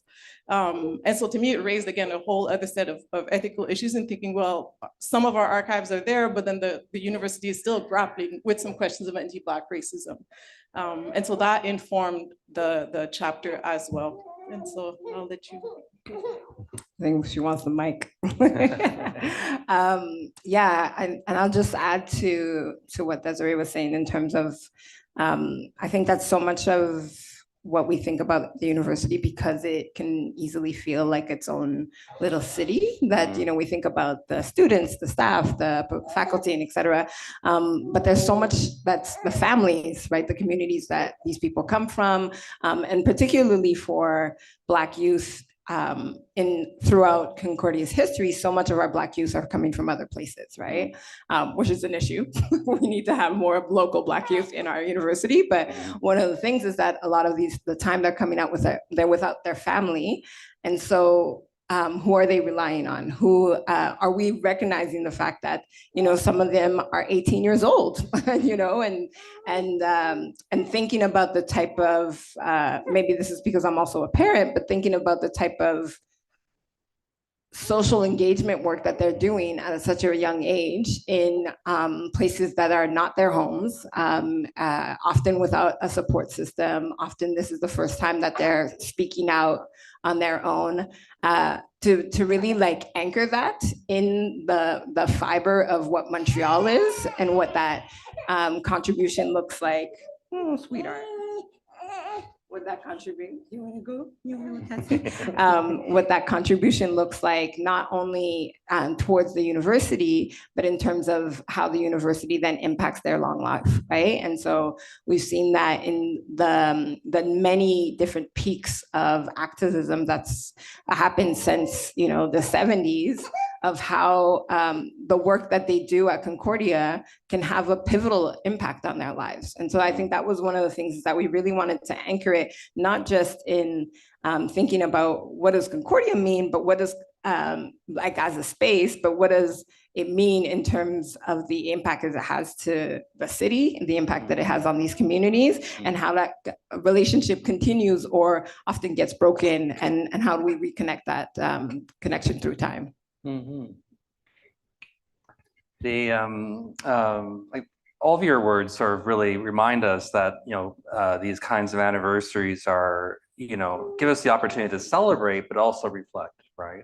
And to think about how far we've come in some ways, but how far we need to go still. When you wrote, and also just also the incredible, you know, creativity, you know, that's going on, and that was certainly a big theme in the last roundtable. Were there challenges? This is before we get to the second question. It's like a follow-up for the first question. Like, were there challenges in writing you know, your chapters or in doing an interview where there was, of course, you're making judgments in terms of what to share, what not to share, you know, how critical to be, how critical can you be in a commemorative book? And I love to hear your reflections on some of those negotiations that everyone would go through, right? And even in terms of a creative process, it's messy, right?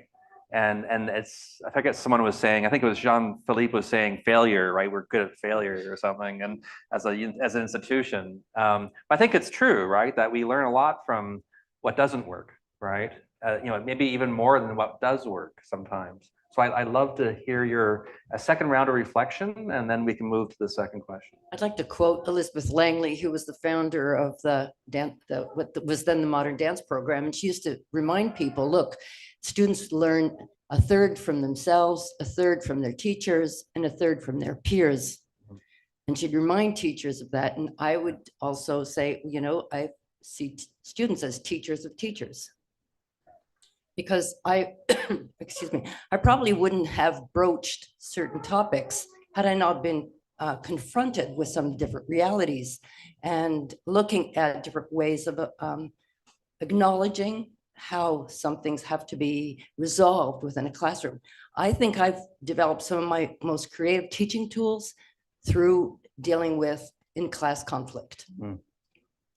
And it's made me really think philosophically about what it means to start with something and thinking that it develops in a certain way when it really doesn't. And so, you know, I mean, within 4 days, I went from Aristotle to Marshall McLuhan and came out the other end with a completely new approach to teaching. Realizing that what I had to develop were I developed 3 elements of this, which was to work with authority, authorization, and authorship. And those were 3 of the guiding principles that I've approached in allowing students who have very different ways of working to not necessarily be engaging in only the differences, but being able to find a way through the differences to just creating something that can keep moving forward. And I call it a feed forward process. It doesn't mean you don't deal with the histories, but you do not impose your own authority on someone else's authorship. And somebody was saying in the first roundtable about permission. I think permission is a key factor, especially in dance. There's something called somatic practices, which is listening to your body, which is allowing yourself to hear what's going on and not just to reproduce the models in front of you.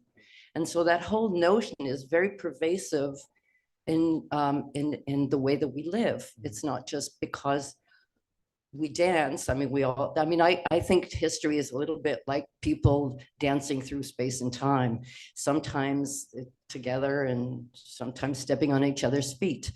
But I feel that the notion of community, you know, we sent students out, we trained students to go out and work with high school students in Little Burgundy. We got them to be working with kindergarten kids, you know, I mean, we just gave them a lot of opportunities to just say, you're not just speaking with people of your own community and for, you know, bums on seats. There are people whose lives you can be touched by and that you can touch. So I just wanted to sort of talk about the notion of conflict and how it was for me a real motor in developing new pedagogies. Yeah, wonderful. This exercise for me was very difficult. It brought up a lot of things that I had sort of hidden, not dealt with, at many points in my career here. I'm going to apologize for this quote. When I started my second day as international student advisor, my boss said to me, be careful of jungle bunnies. The Chinky Poos are okay. And it was my second day in the office. I didn't know how to react. Deep down, I knew I should have reported it, but I didn't know where to go, and I just swallowed it. And it's remained with me. to this day. The status of women work, there was a lot of conflict. Trying to talk to the English department about changing language and the use of language, there were a couple of faculty members who were so vicious that, you know, it was hard. And just seeing how women were treated. After 3 years, I went to the rector and I said, get me out of this job because I'm angry all the time. I go to movies, I count the number of women in the credits and I get pissed off. So he moved me to another job. Anyway, it's been cathartic, but it wasn't easy. It wasn't easy either, I have to say. I think to me, we wrote the chapter at the crossroads of multiple things as well. And so, as I said, I was, doing the residency through which I was grappling with some of these ethical questions. I had the chance also to join the task force at the end and be part of an amazing group of Black women who kind of wrote the President's Task Force report that built on the knowledge that people had done in the subcommittees. And so there was also that moment of understanding that collective knowledge also from Black Concordians that was really important. That both was very, I felt like I was in kind of a line of other people who had been thinking and working for change in the university, but it also brought frustration because I was doing historical work and realizing that some of the things that we're asking for were asked from students 20 years ago, 50 years ago, right? So it was hard to reconcile all these experiences at the same time. Again, very, very grateful for the experience, but also looking at the institution a bit critically and wondering how much of it can I say, how much of it do I let myself live? And then, what's the space that I actually have to be talking about this one? I'm writing a chapter here, I'm part of the task force, and then, sometimes I stumble upon some archival material and I literally want to flip the table, right? And so that really wasn't easy, but I think what really helped me through it, I have to say, is the community of Black women that I had with me at that moment. And so the writing group of the task force was really absolutely superb. Christiana Abraham, who also has a chapter in there, was part of it. Angelique Wilkie, obviously, Cynthia Alphonse. And so that helped. The other thing is also Annick and I, it was really interesting for us to cross paths again at Concordia because we've met in the community sector. And so we have that long history of community organizing. And we have very different experiences of Concordia itself. Annick is, soon to be a fourth-time graduate. I did my undergrad here, and very openly, I had a really bad experience. And so I came back to the institution, and it's really through this community archival experience, and then this, this other network that I found a place and that I made peace with Concordia after an undergrad that really left me sour years ago. And so all of it kind of, coalesced, and the chapter is only one of kind of the outputs of all these reflections. But I think they show, all of it together show the imperfections of institutions, which I think we just kind of have to not accept, but recognize, and then that's it, not accept, and always push for better. We can demand more from our institutions from all angles, and that change is constant. And also what I learned is that there's always people who've done this before. And so I think the recognition that we're only also building on the resistance and the activism of others is also a kind of a fuel to continue the work, if I may say. Yeah, I would just add to that 50 years is a funny amount of time, right? Because it's on one end, it feels long, but on another, it's really just a blink of an eye. And so I think that was, when we were writing, it was kind of just reminding ourselves that this is not that long ago. It's far, but it's not that far. And if we get stuck in one particular decade, or if we get stuck on one particular event, that we're not actually zooming out enough to tell the story. And I think that was what helped us kind of find our methodology of of kind of thinking of it as waves and how we wanted to move through each decade and connect all these different stories. Yeah, sweetheart. I think that that was kind of key in that, in remembering like, okay, so if we get stuck in the 70s, then how do the 2020s come into play, right? And then it's like, but oh yeah, but then in the 90s, there was this thing that happened that, you know, echoes what happened right now. And so I think that instead of really just being frustrated about a particular moment or frustrated about, oh wait, this demand came back, like, you know, like, and is kind of thinking of it as like, okay, so if we have these waves of progress or these waves of engagement, right? That is met sometimes with resistance, sometimes it's met with open arms, sometimes that open arms last 2 seconds, you know?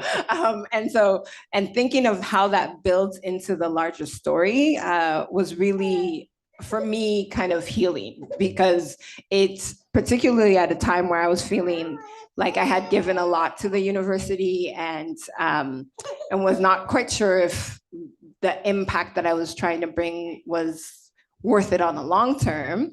To be able to weave that into a longer history and remember, actually, yeah, there were people that were asking about this 50 years ago.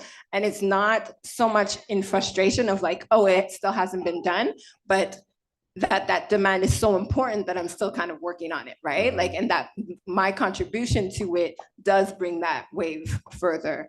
Yeah, so I think that just understanding the collectivity of it actually brought me a sense of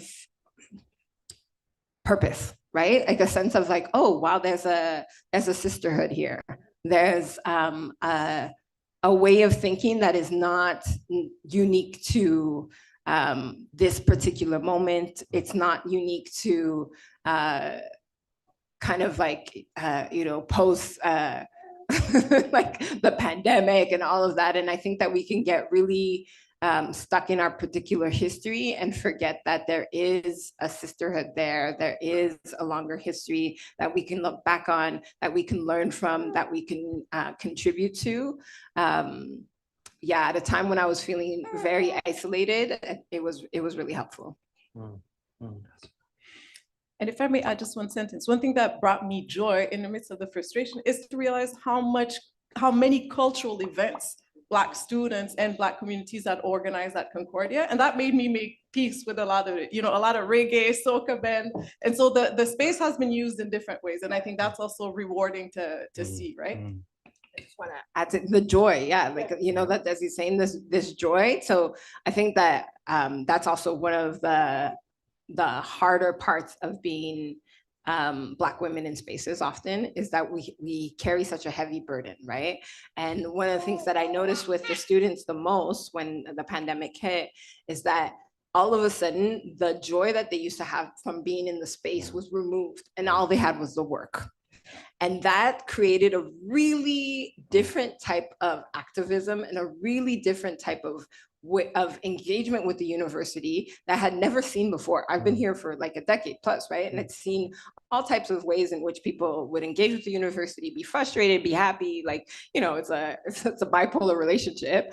But then to not have the physical space to be able to own it, and this is why the title, These Halls of Ours, was so important to me, is that the reason in which that interaction is possible is because there is a sense of ownership with those halls. And if you don't have that, then it's too heavy. Then it's too much on one side, right? I just want to, sorry about bringing down the joy, because another couple of things came to me. When I was working in the rector's office, we lived through the École Polytechnique massacre, organizing a huge memorial services. That was crazy.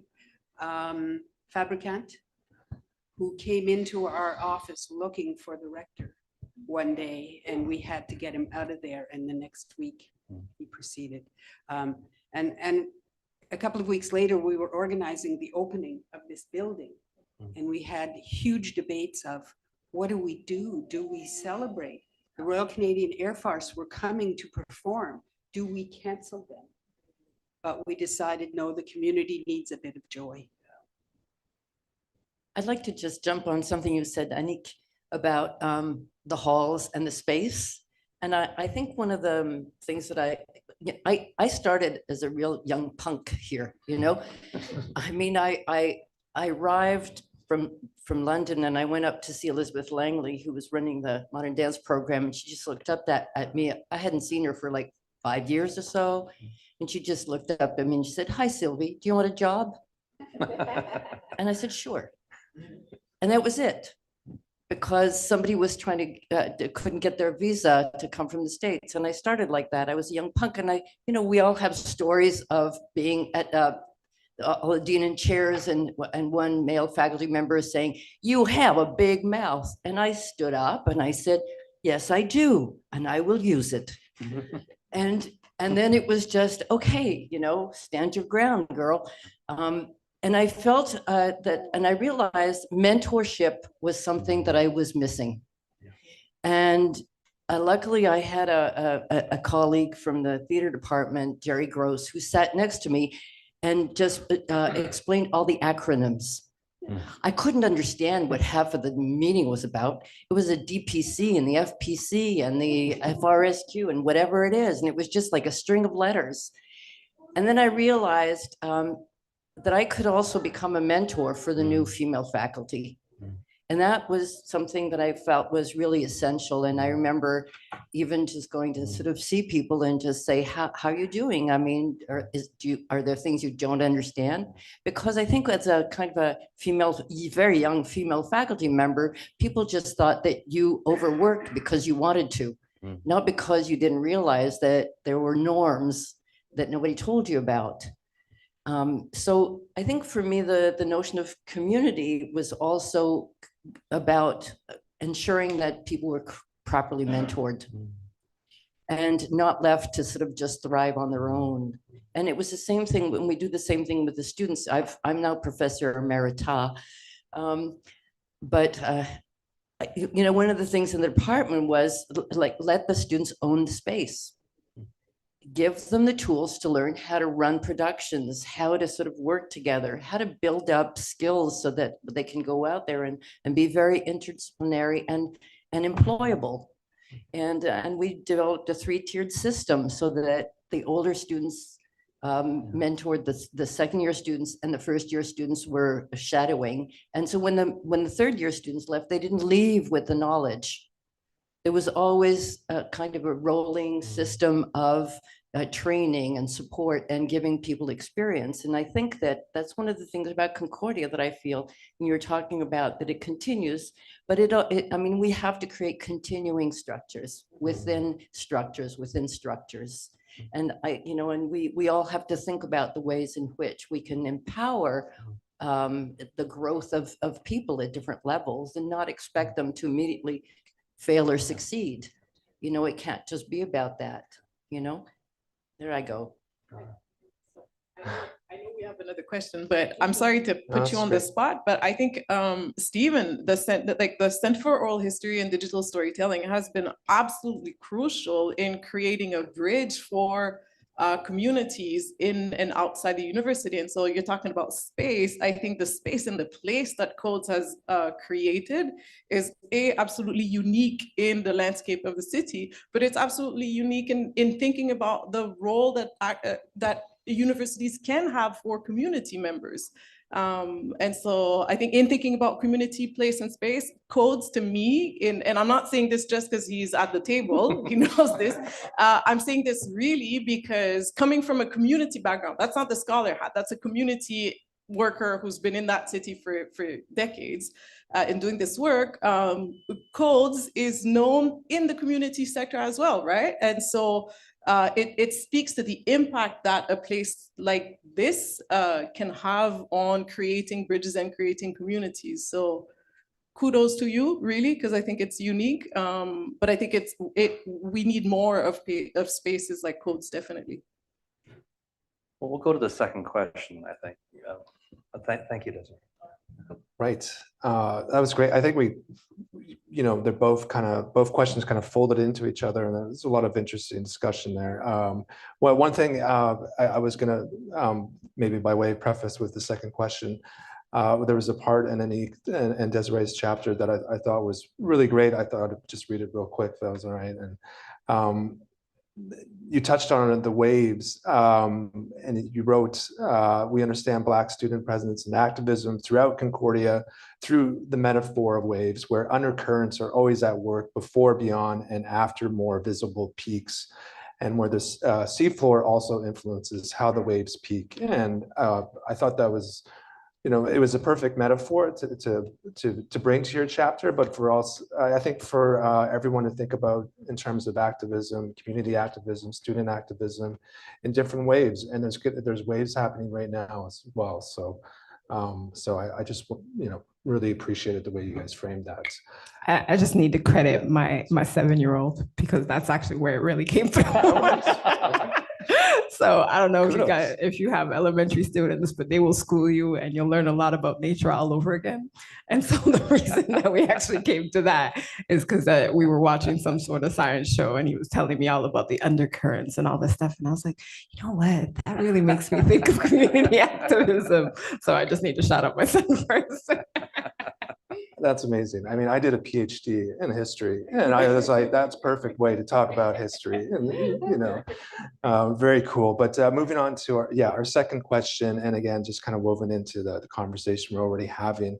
When we talk about community perspectives, what do we mean by this?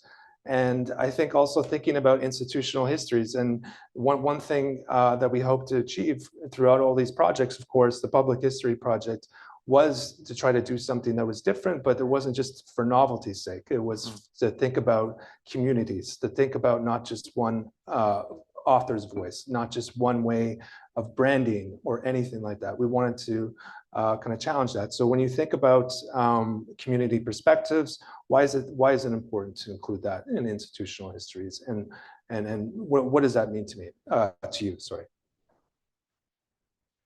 I think it breaks the idea that institutional histories are kind of straightforward, right? It brings the messiness of reality and the messiness of life, because community is messy, right? Whatever community you're a part of, it's always a bit messy. Sometimes there's conflict, sometimes there's a lot of love, sometimes there's questions about who the community is, who should be speaking. And so I think that bringing these perspectives to any kind of more formal history like that of an institution is bringing back humans into the building, literally. Yeah, I think so much of what happens in a university is unwritten, right? There's so much of, like, how much can we really document? Can we document the amount of students, their race, the gender, et cetera, but like, how do we document the conversations that happen in between those halls? How do we document the fights that happen? How can we document like all these different things? And when we do get it documented, when it kind of peaks, right, there'll be these moments where the tension grows. And so we'll hear about those moments, but we don't really understand what led to that. We don't understand how it was resolved. And I think it's really through community perspectives that we get that. I think you get a longitudinal view in community perspectives, because or else everything else is a little bit too data-based. Like you need a data point, you need to be like, okay, this happened at this moment, and then this office came, and like when did this get founded, and et cetera, et cetera. But to really understand how all of this is happening, we have to kind of zoom back and allow ourselves to hear the noise. And I think the noise really, like if I say, what does this ocean sound like? We know what that sounds like, right? Versus what does a city sound like? And I think that to understand what a university sounds like, you need those voices. It's not, there's no written history that can actually really do justice to that. And that's one of the things that I love so much about oral history and visual history too, right? These pictures can speak 1,000 words, and it gives you just the noise. And so you understand the atmosphere. And so that's what I'm really excited about this book, is that I feel like as much as possible in a written form, you have the noise, the atmosphere of Concordia.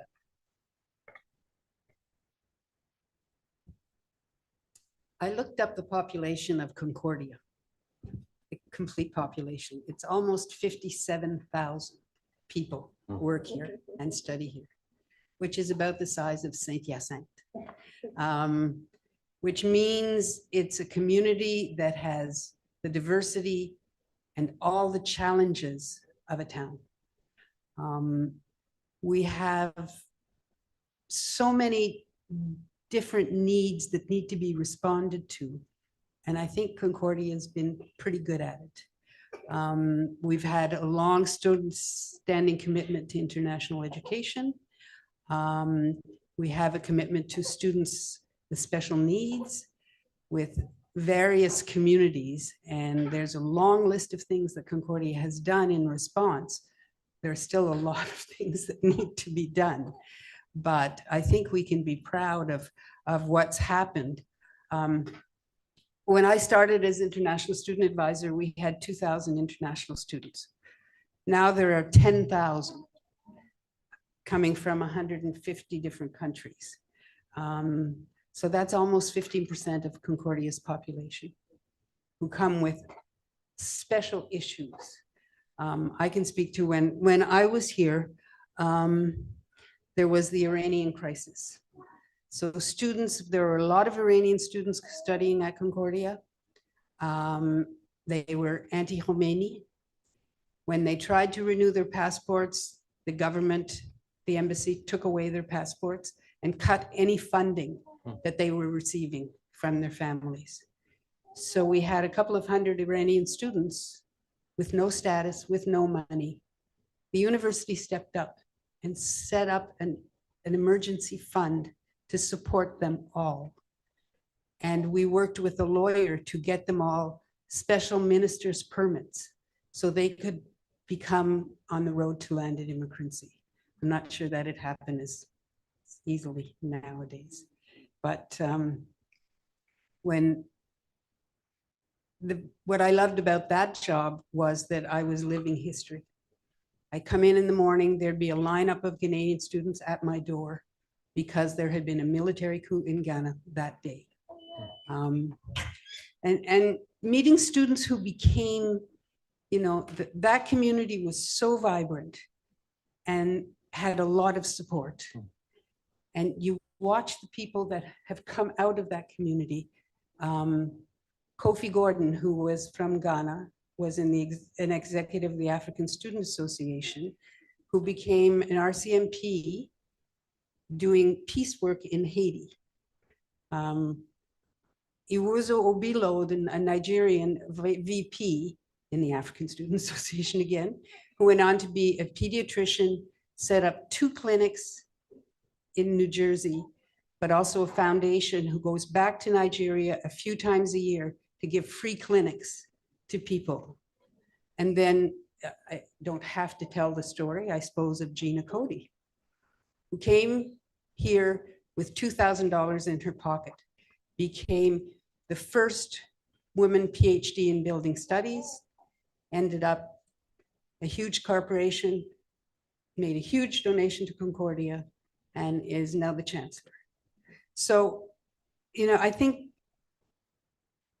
that community, not only the international students who come, but the relationships Concordia has developed with international communities around the globe are part of our reality that we need to be really proud of.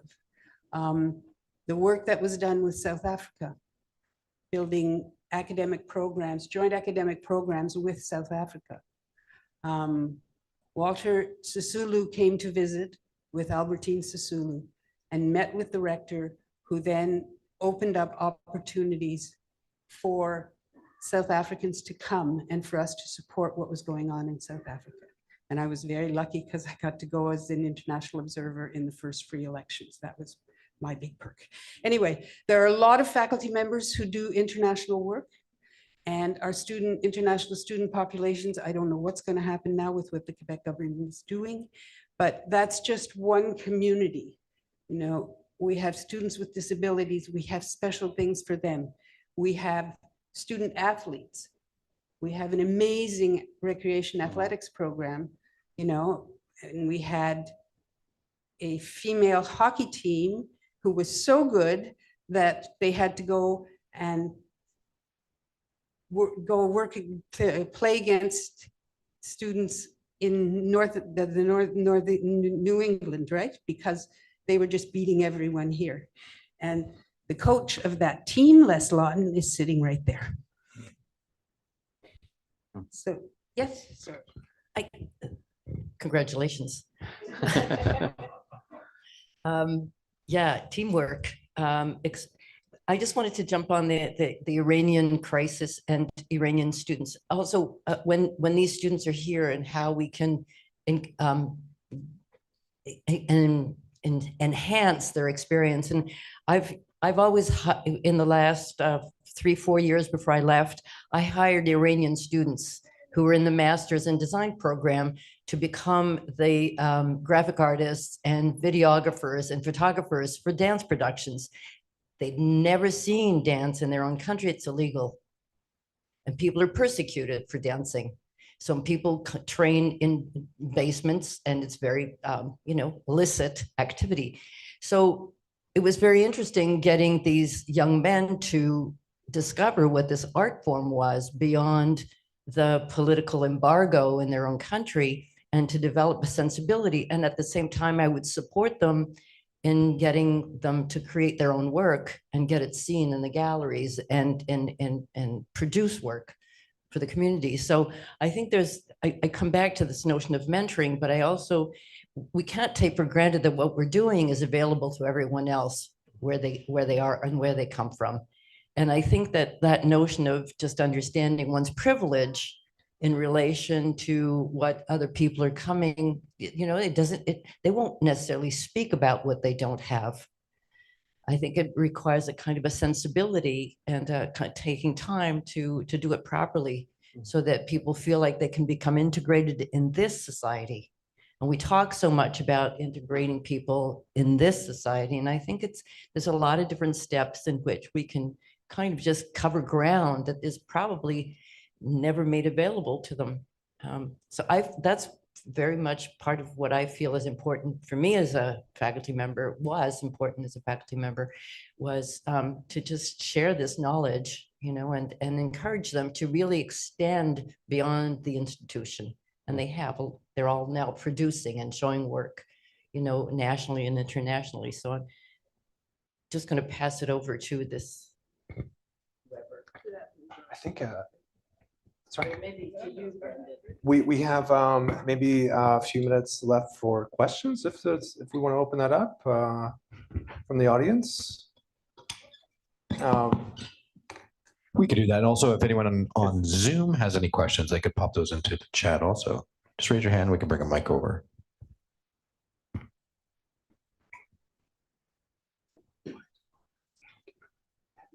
Thank you. Hi.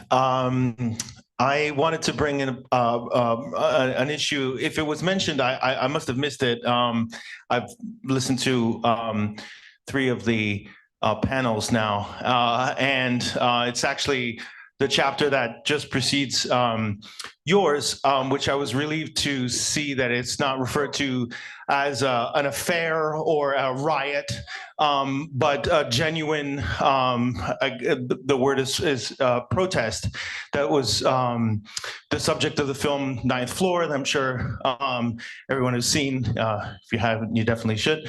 I'm a graduate of the BFA program back in 2004. I'm a little embarrassed to say, but I'm actually hoping to come back, repatriate after doing my graduate studies in the United States. And I was really thrilled to see the Black Studies, Black Student Excellence Award in a doctoral fellowship. I'm butchering the name of it. But what really struck me was the direct relation between the events that took place at the Hall building and what, to me, and I'm just throwing out to you, I'd like to know if you agree, what to me seem very direct, reparative, not just gestures, like what seems to me action. And just coming from the States, I can say that there are many universities that are acknowledging, legacies of slavery and having underwritten it to the nth degree. I have yet to see real transparent, direct, I mean, from the top, it seems to be coming down. I don't, am I sugarcoating it, or is it really, am I seeing what I'm seeing? Yeah, no, thank you for that comment and question. I think I would say very much so, and that is a testament to Concordia's position in community and how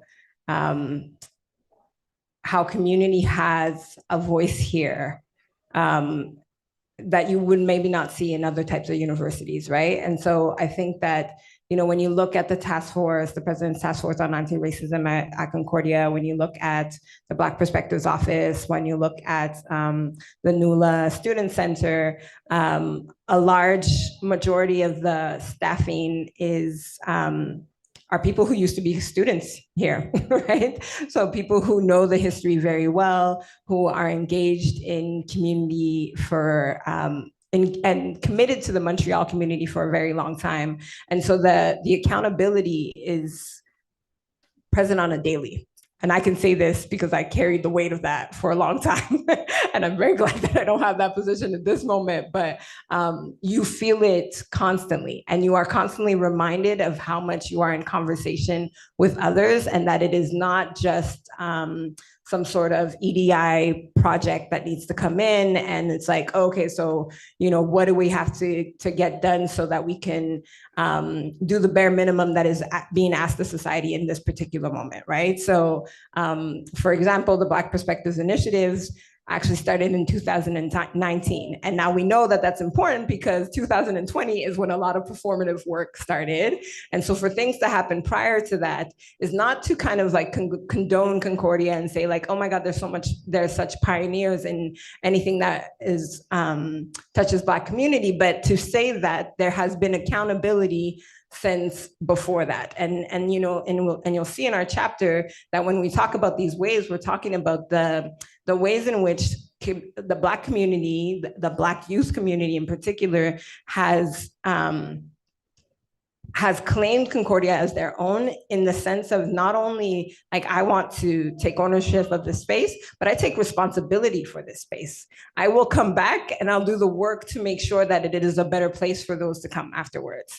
And so that's why you see that the type of reparational work that's happening here is more in conversation with community than you'll see in other universities, where it is a little bit more of kind of like a conversation that is happening on a global level rather than on a local level. And that's what I appreciate so much as being a Concordia alumni, is to be able to be in conversation with what has happened here and what's been happening here and what I'd like to see change here very specifically. So I think some of the connections that you're making are right. I think Concordia has been responsive in a way, for instance, that other universities maybe have been a little, as Annick just mentioned. I think it's important to also understand there's like a history of organizing that allows for this accountability, because some mechanisms are already in place. Some of the tensions that I mentioned earlier also at play, right? Because it's like, apology is great, but now 50 years later, it raises some questions. And so these are part of the things that we have to grapple with. That being said, I have to say that I think, for instance, in the question of even issuing the apology, I was really appreciative of even how this was done, because community members were also called on, even in the drafting of, well, not the drafting, because it was drafted by here, but in commenting on the apology itself. And so there was really even accountability prior to the missions, to the apology being done. And I think that this is also part of, you know, when leadership changes, some opportunities changes as well. And so that's the environment right now. That opening was there. But just to be around the table, and there were many of us who came in as community members and community representatives, not just of Concordia, but of different groups, different organizations, and different Black communities, right? Because I think that's also the core of it. And to me, that sense of accountability of saying, okay, we're going to issue that statement. What is wrong with it? What works, what doesn't work was a very humbling experience. And there was a real responsiveness. And so very openly, I found myself, I read the first draft and I was like, some points are kind of off. And then we had a very open conversation with the president, Mr. Graham-Carr, and in the midst of it, I'm usually careful with, how I talk in meetings, but at some point I was like, we need to know that Concordia is going to put its money where its mouth is. And then I was like, oh, did I just say this? But it's because I felt comfortable enough, right, in that space, because it was a really genuine conversation. And then I owned up to what I said. And I said, that's true, because we want to know as community members, is Concordia going to put its money where its mouth is? Because an apology is one thing, but there's also, reparations. How is that going to concretely translate into something that is going to better the conditions of Black Concordians and of Black Montreal? And I think that part of the continuation of the task force is also grappling with some questions and continuing to keep the university accountable, because also as an institution, it's complex, right? And so the question of accountability is something that's ongoing and that needs to be constantly negotiated. I also just want to quickly add that Concordia has the benefit of being very young, right? So the ability to call on people who were directly impacted by this and that they could be in the space to hear that apology. I mean, for me, it was, like, ça m'a donné la chair de poule, like that's a really, really beautiful full circle that you do not get to have when your university is 250 years old, right? And so that is something that is a benefit, a strong benefit that we need to take advantage of, because there is time to do that reparation work, which I feel like often, time can silence really easily. And so in order for us to not let that happen, we need to continue to be engaging with the work. Yeah. Hi. I'm just here as the timekeeper. So we're just representing time. So we're at time, are we? We're at time. Okay. How about a round of applause for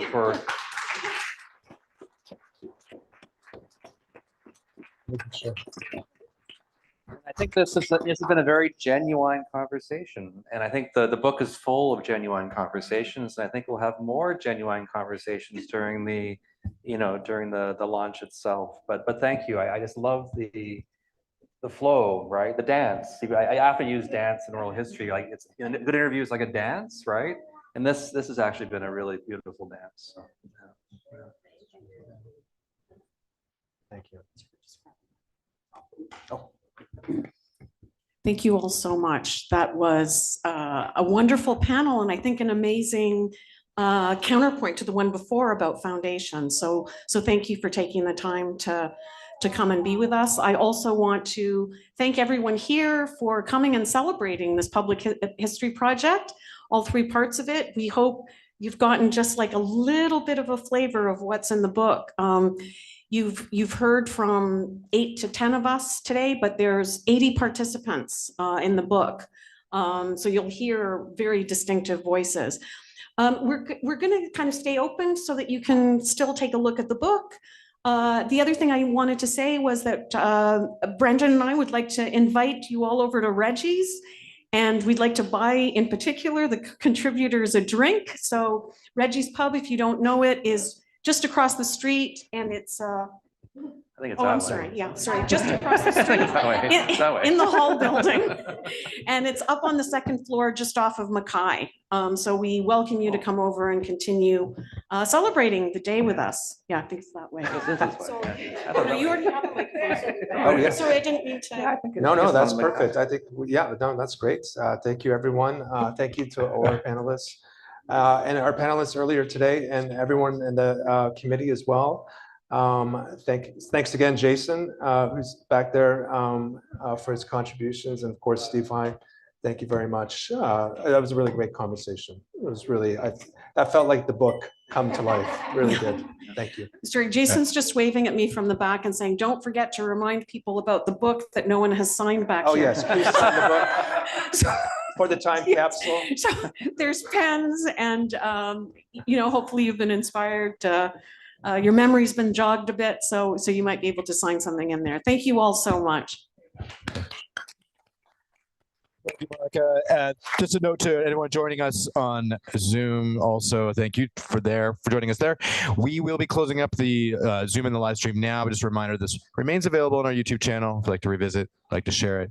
And it's not too late to get down here and buy a book and go to Reggie's. I mean, you can still do it. Okay, thank you, everyone.